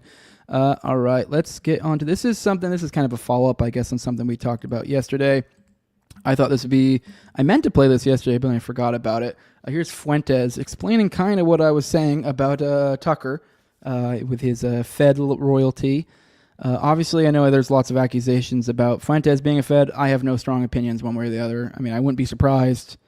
I have no real suspicions either. I mean, I know everyone likes to assert he's a Fed because he says some wild people say wild shit, but every time I see clips, like, I don't know. I mean, obviously I don't agree with all of his opinions, but it's generally not that bad. It's kind of like it's very Tower Gang-ish in that, like, it's like he's just goofing. He's just having fun. I mean, I don't know. Like I said, I have different political beliefs, but I genuinely, I mean, maybe I haven't seen them, but I haven't really seen things where it's like anything that's particularly convinced me or made me feel like he's a bad actor, anything more than just having differences of opinions. So but I also wouldn't be astounded because I trust none of these fucking actors. But either way, whether or not, Fuentes is a Fed, he's pretty on here about what he has to say about Tucker. So let's go and play this. Tucker Carlson is a CIA agent. I'm getting called a Fed by someone whose dad was CIA royalty. I'm the Fed? Do you know what Fed means? Fed means federal agent. It's short for federal, meaning federal government, meaning you work for law enforcement or intelligence in the federal government. I am being called a federal agent by the son of Dick Carlson, who ran Voice of America, which is a propaganda outlet for the CIA. He was nominated by Ronald Reagan and confirmed by Congress. Dick Carlson is an international spy and diplomat who has given a speech in the Israeli Knesset, worked for the Hungarian embassy. Hungary's close allies with Israel. Tucker Carlson was in Nicaragua during Iran-Contras, during the Contras affair, which implicated Israel and the Reagan administration and the CIA, which his father worked for. Tucker Carlson applied for the CIA. Tucker Carlson followed his dad's footsteps and worked for cable news, first for CNN, then for Fox under Rupert Murdoch, who's friends with Netanyahu. Yeah, all legit. And over the past year, Tucker's been conducting diplomacy, traveling to Buenos Aires, traveling to Qatar, to Saudi Arabia, all over the Middle East, doing what is Russia. Do you guys remember his big Russia trip? Effectively diplomacy on behalf of the United States, interviewing Vladimir Putin. Tucker says, he beams when he says this. He says, I grew up down the street from the CIA agent that overthrew Mossadegh, which is the president of Iran who was overthrown by the CIA. That's who's calling me a Fed. Yep, 100% correct. I do think it's weird. Apparently that has been a thing. I remember, I don't watch Tucker regularly, so I'll let you guys know this, just so you don't think like it's like I'm a regular watcher, but I know every once in a while if he has somebody I like or something, but I remember when he had Dave on a while back, I checked out that episode, and even within that, he made some allusions to this guy Nick being a Fed. He has some weird hard-on for Nick, and I just don't get it. It's really weird because it's like, the Daily Wires and stuff of the world did have this hard-on for Nick, and it fell apart. And then we have the Tuckers who are like a different thing, or feel like a different thing, or trying to be a different thing, a more organic, a more truer to what should be thing. And then you have him still, for some reason gunning for Nick. And it's just weird. So, I mean, I don't really know what to make of it. By the way, some of the chat saying it's Jolly On, not Jolly. I know that, but I don't know if you're talking to me, but Jolly was short. Everyone call him Jolly West or Jolly On. It's not Jolyon, by the way. It's Jolyon. So don't step to me, Helper Crow. I'm just fucking with you. Maybe you're correcting someone in the chat. So someone says, Jose, have you heard the Catcher in the Rye connections with Chapman and other killers? Ramsey has done a few shows on it. Interesting stuff. I sure have. It was pretty good. I mean, I haven't read the book. I never read Catcher in the Rye in high school. I don't think I ever got signed it. I mean, I read things like Of the Mice and Men and a lot of other things you're supposed to read in school, but Yeah, I didn't read that one, so I mean, I don't really know enough. So to some extent, like when I listen to Ramsey talk about it, I kind of just have to take his word for it. It is interesting though, but like I don't really have any like reference point where like I've read it. So I will say that at least like that doesn't resonate a ton with me, but probably like I said, just because I probably haven't read it. But it is fascinating in the idea that like, oh, they maybe could have seeded out Manchurian programming in the form of novels, and then also obviously there's something to be said that's interesting in the because Catch and the Rye is often flouted as like one of the most I almost said downloaded stuck in this new age most bought book, I guess, one of the most bought books.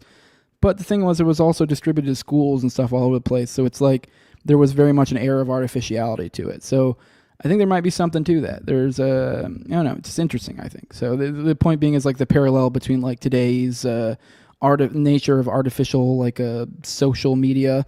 And you see these actors that get artificially boosted, like what we just covered on Tower Gang. The one chick, there was another chick now who I guess Elon is either cream pieing or turkey bastering and making his babies that got revealed. So I forget what my point was there.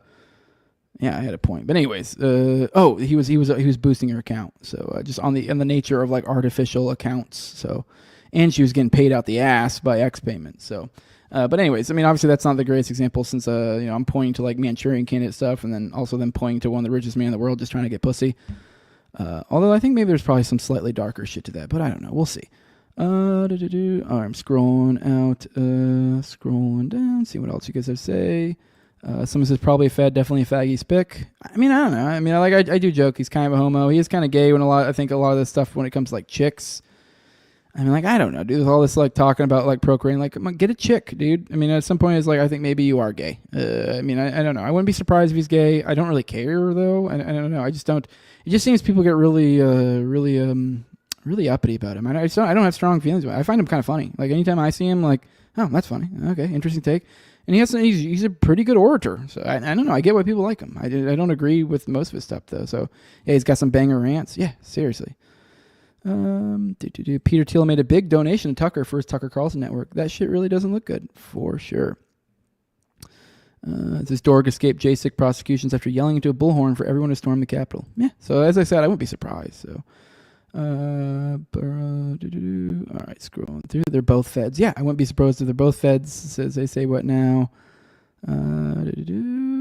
Get it right, Jose. I don't know what you're yelling at me about. All right, Tucker didn't deny his family. He's kind of open about it. Yeah. I just assume everyone ever on Fed on TV is Fed adjacent. Exactly, Dr. You got it. All right, let's move on to the next thing. All right, let's finish off. Let's finish off today. I had one other one maybe I was gonna go to, but I want to try to get to a wrap here. I got stuff I gotta do. I wanna get ready for tomorrow. Start getting prepared to get all my stuff together. Get ready to fly over to L.A. Looking forward to it. But one last thing, I'm going to go talk about Oklahoma City bombing, so I'm going to kind of jog my memory and go over it with you guys.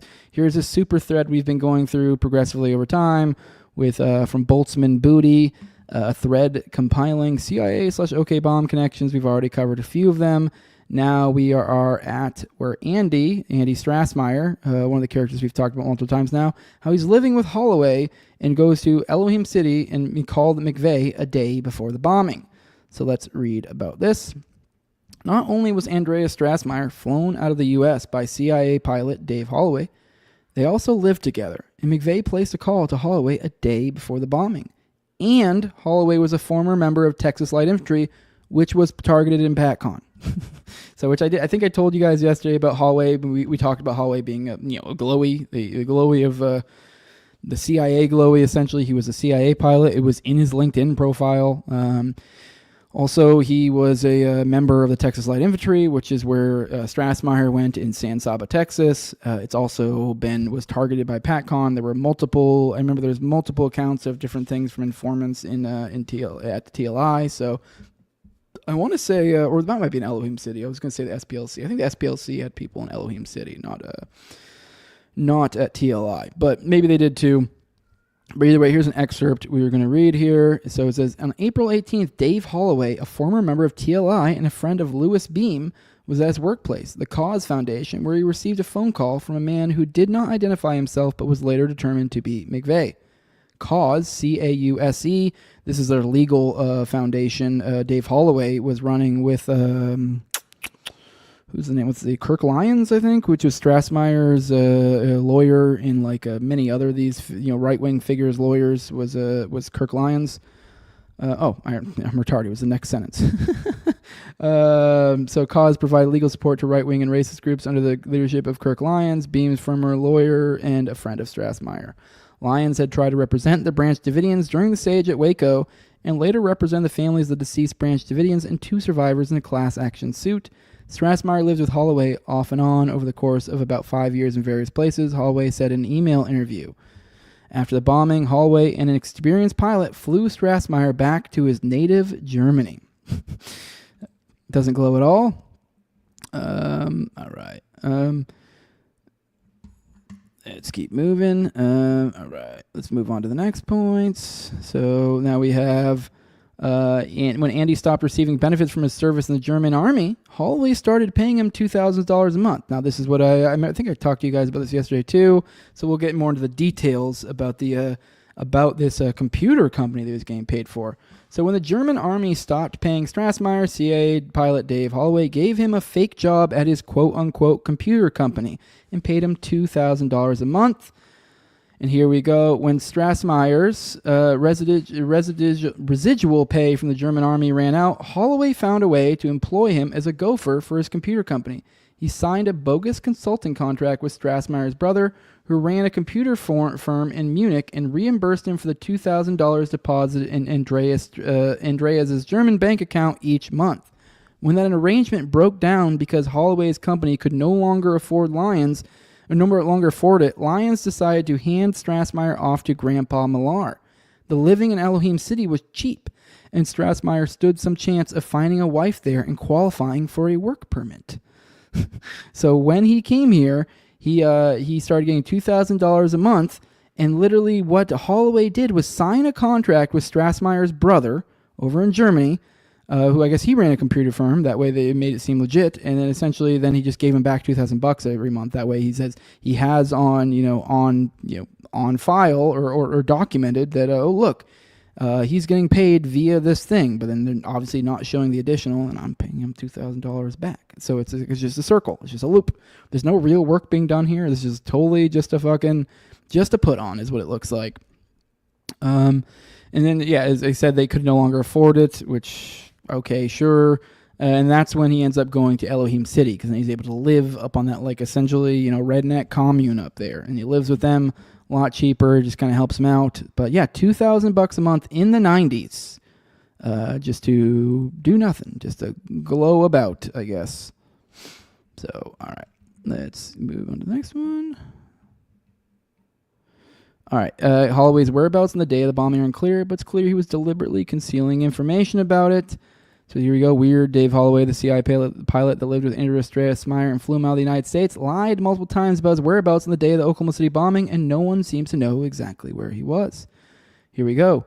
Here's an excerpt from something. Dave Holloway, the razor-sharp, incautious deputy director of the Cause Legal Foundation, which, by the way, Cause, I'm pretty sure it stands for at that time, the white nations, I believe. It's like Canada, America, maybe Ukraine? I don't know the S. I think there was a South Africa, I think is S, and I don't remember what the E is. Europe, although it's a continent. I don't fucking know. Anyways, just fun little fact, I guess. It cannot account for his whereabouts on April 19th. Like Kevin McCarthy, he has provided a number of versions of his movements, none of which have stood up to scrutiny. There has been no suggestion from any quarter that Holloway is involved in criminal activity, but it seems extraordinary that a man with a steel trap of a memory should suddenly forget where he was on this of all days. Holloway claims to have spoken to McVeigh the day before the bombing and attempted to talk him out of doing anything stupid. Okay, so obviously, I think I guess we haven't talked recently, but one of the big contentions when it comes to Oklahoma City bombing and making certain connections, the Strassmeyer to McVeigh connection is, in my opinion, super duper important. And now Strassmeyer only ever admits to one occasion of them meeting together, and kind of is like, oh, I didn't really know this guy, just kind of, that guy, I saw him at a gun show once. I don't know, I barely know anything about the guy, despite having his ABUs or BDUs or whatever the hell they were at the time in his closet. So now here we go. Here we have a situation where he's called Holloway the day before the bombing, and Holloway is admitting it. And Holloway's connection to Strassmeyer is super tight as well. So obviously this is kind of like a connection of a connection. But either way, we already have plenty of connections with Strassmeyer and him, and now we have this additional, essentially shoring it up even further. Because here we have him supposedly trying to talk McVeigh out of doing anything crazy. But immediately following that call, Holloway went to the airport and vanished from sight. Did he try to stop the attack? Was he checking on one or more of Cause's clients to make sure they were not involved? For years, Holloway told people that he flew to Texas for the second anniversary of the Waco disaster. He said he drove to Waco in a rental car with a gaggle of high-powered Houston lawyers who, like him, were involved in suing the federal government over its handling of the siege. He spent the night in a motel, attended the ceremony, then walked into a media tent where he first learned about the bombing. He told the flamboyant litigator, Dick DeGuerin, he thought the bomber had called him the day before. DeGuerin told him it would be smart to call the FBI, which Holloway subsequently did. Almost none of this story is true. A number of people who knew Holloway well said they were sure he was not at the Waco ceremony. Confronted with this, Holloway acknowledged that he did not, in fact, attend. He said he learned about the bombing as he was about to go to the ceremony and decided the last minute to duck out to avoid the media scrutiny. Still, he drove up from Houston with DeGuerin and two other lawyers. The lawyers did not concur. DeGuerin was on a ranch in West Texas, not in Waco, and he said he neither saw nor spoke to Holloway that day. One of the other lawyers, a friend of Holloway's named Joe Phillips, said he didn't remember seeing him either. So this alibi falls apart at multiple levels. It's very clear he did not go to Waco. So, all right, let's keep moving. All right. Mm-hmm. Here we go. In an FBI interview, Holloway expressed frustration and annoyance at what he considered suboptimal placement of the bomb. He says, why did Dave Holloway, the CIA pilot that lived with Andy Strassmeyer and spoke with McVeigh at length on the phone a day or two before the bombing, become frustrated in an FBI interview, lamenting that the fucking truck was too far away from the building that was bombed? So here we go.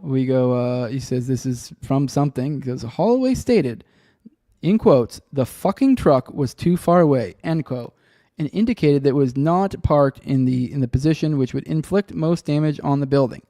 While describing the Oklahoma City bombing, Holloway was able to provide technical details concerning the truck and ANFO, to include its blast over pressure, fragmentation distances, and deflagration with an alarming degree of specificity.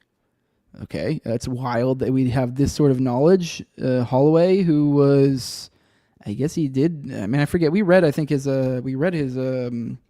LinkedIn profile, I think, the other day. So I forget, I don't recall him having, I don't really feel like there was anything in his past that I recall that would give him this level of knowledge. But anyways, additionally, changes in Holloway's body language while describing the Oklahoma City bombing to include the rolling of his eyes when describing the truck not being parked in a place to wreak maximum destruction provided the indication Holloway was attempting to communicate an involvement on his part in that bombing without verbally acknowledging participation. Obviously that's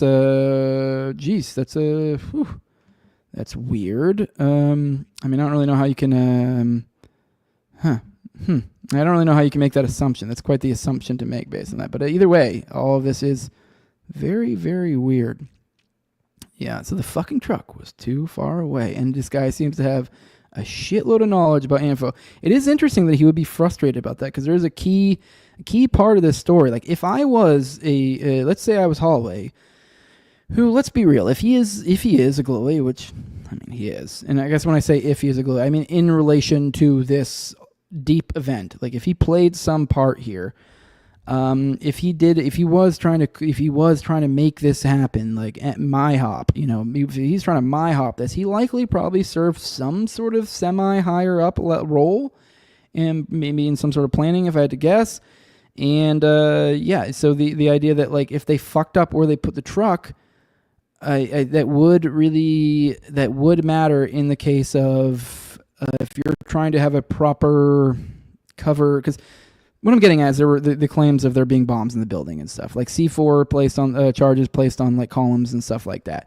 Which Ruth Graham and Jane Schwab, or it's Jane Graham and Ruth Schwab. I always mix them up. Those are the two people that have FBI 302s essentially attesting to this.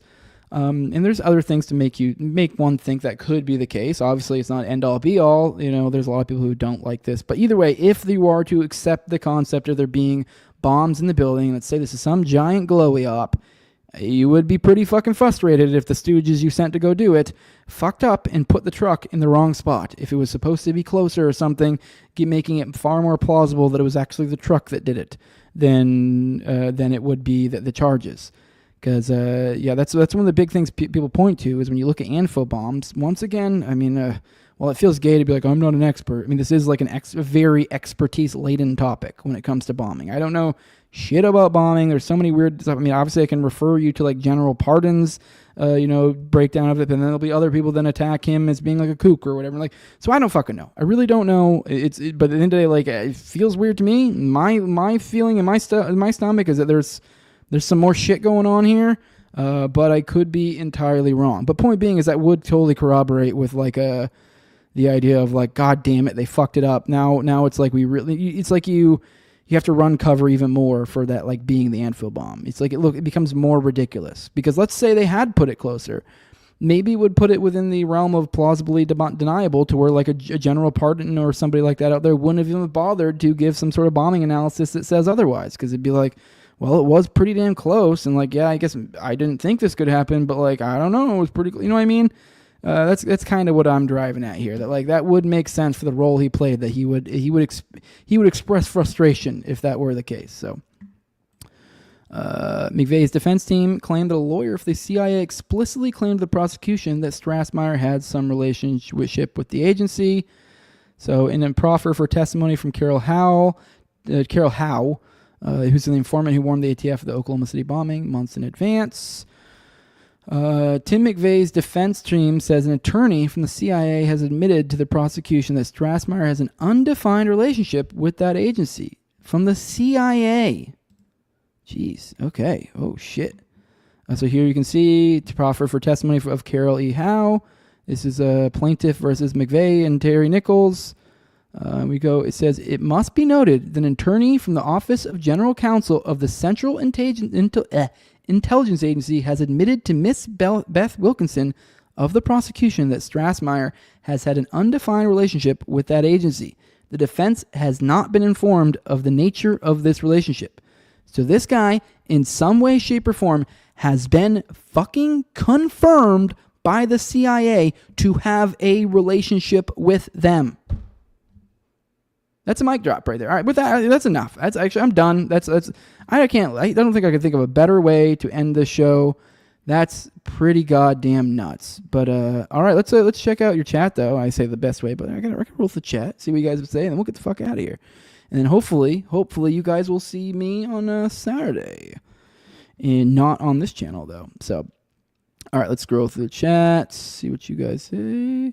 Someone says, take it easy with sexy spectacles. Yeah, I think the spectacles are, especially with the longer hair now, it gives more of like a 80s serial killer vibe, and I'm all for it. I think I look pretty damn good. So I think I might stick with the glasses for a little while, lay off the contacts. It feels better too. So Fuentes versus Carlson as a Spider-Man meme. Yeah. Yeah, it could be. I mean, once again, I don't really know. I mean, I honestly there's far more in my opinion to point to Carlson being a glowy than there is to Fuentes being a glowy. Now, I will say if you're just evaluating narratives, then I guess you'd maybe lean towards Fuentes, because that's kind of the key thing that I was driving at with Tucker, is that like the narratives he's driving feel more organic, and so that's why it feels less glowy. That's why it's like a kind of like a controlled op type thing. So, I mean, yeah. All right, let's keep going. 2K to glow about, says Eddie Grimm. Yeah, that dude, getting 2K a month, fucking nuts. All right. I'm scrolling through. Okay. Fedception. All right, well, I guess you guys don't have much to say about the OKC stuff. I'm not seeing much. Someone's saying Fuentes goes brighter than the sun. Perhaps he does. Boba McCoo is saying like, comment, subscribe, 5-star reviews to help with Al Gore's rhythm. Buy merchandise or for direct support. Thanks, pal. I do want to take a second, though. I guess good on you to remind me again. I always forget to do this. Go check out toplobster.com. And when you go to this homepage here, there's a few different ways. I don't know what's going on with the thing. If you feel like you're supposed to scroll, I think maybe it needs to fix this. But if you do look off the side, there is the that's supposed to be the Already Dead logo, but it's cut off. Or you can just go to brands A to N, go to Already Dead, and that is where you're going to find a lot of me and Austin stuff. We have an Already Dead retro version. An Already Dead stuff. You can get shirts. There's hats too. We have a retro version of it. Kind of a slightly different vibe of it. The different font, colored in. We have Operation Gladio shirts, No Way Jose shirts, Yiki and Trinity shirts, both of which didn't kill themselves. So go check that out. Highly recommend it. I have a big order coming in today, so I'm excited to probably put it. Maybe take some pictures, take a post. Say I'm excited, but I'm gonna give probably damn near all of it to Jake Shields when I go up there, and whatever people he has working with him. So yeah, I mean that's how this works. You give them out. Yeah, just definitely go check this stuff out. These shirts are dope. I always love when I hear people, especially the Kenneth Trento or Yiki ones. It's cool to see those things spreading the message, because the didn't kill himself meme format I think works well. People go check that out. And I've been asked. Wearing those shirts, I've been asked about that stuff kind of like multiple times. So pretty cool stuff. So anyways, Topper Crow saying have a good day. Stoked for you guys to go on Jake's show. You'll do great. Thank you. You guys were arguing about whether Lewis Carroll was a pedo. Safe travels from Sloppy Topping. If we don't hear from you, we know you got deported. So yeah, agree. Feel like Fuentes is real-ish. Guys, make sure. All right, we're gonna go and get out of here. Appreciate all of you guys for joining. Love you all. But yeah, if you guys want to support the show, you guys can leave a 5-star review on iTunes, Spotify. That goes a long ways. You can also like, share, subscribe, comment. I already mentioned all that stuff from Bobo because he did it. He threw it off. But also, if you guys want to support the show directly, the best way to do that is with money. Come on, cash is king. But yeah, you can go to patreon.com/NoWayJose2020. That's where you get early access to episodes. I think I have like 4 behind the paywall at a time, doing 1 to 2 a week these days. So we're getting a pretty good little value out of that. So you're getting, episodes usually like weeks before the public. So quite the value. Also get an ad-free RSS feed there, and also the video chat function for me and Austin's weekly Already Dead show, which is our live call-in show at Tuesdays at 9:30 p.m. Eastern, 6:30 Pacific. That's all on the high end of my patrons. Those are my sponsors. And I give them a big shout out every week to let them know I love you. So, that's a Tower Gang Toad at Tower Gang Toad. He's my co-host in Tower Gang. Also at Abrogate D's at ZOVRACK at _Infinite Zeal. Tim Tuttle at John Klebold. Will Bell's Delicious Blueberry Rabbit Eye Wine. Then big fan of the show Torn May, and then at INWARD Lover. Follow me on Twitter at Tower Gang Jose. That's the best place to, tag me and stuff if you guys want me to cover this shit on the show. This episode was actually like kind of more like a wrap up and stuff, and kind of kind of putting extra little notes on things I had covered yesterday, and then other things that you guys had tagged me in and stuff. So it was a little bit of a different format in that sense. But point being is that I do try to do my best to try to get to everything you guys tag me in. I will, if it's been like almost a week, I'll probably, usually depending on what the topic is, then I'll take it out, because if it's current events ish. But I usually do try to. So if I fuck up, I'm sorry. But, I can't get to all of them. So, but yeah, with that, tag me in this stuff. Be my eyes and ears out there. It helps out a lot. I really don't think you guys get it. There's a lot that I miss because I've got a wife. I've got 2 kids. I work another job. I do this. I do, I drive my wife to and from work. I have so many I'm go. So, I pop into Twitter like 1 to 3 times a day just to scroll through real quick, see what's going on, maybe reply to some messages, but I don't put a whole lot of time in there. So it's helpful to have you guys out there tagging me and let me know what's going on. So you guys be my little helpers, be my finders, be my little cult of finders, be my little finders cult. But with that, guys, we're going to go get out of here. I love you all. Deuces.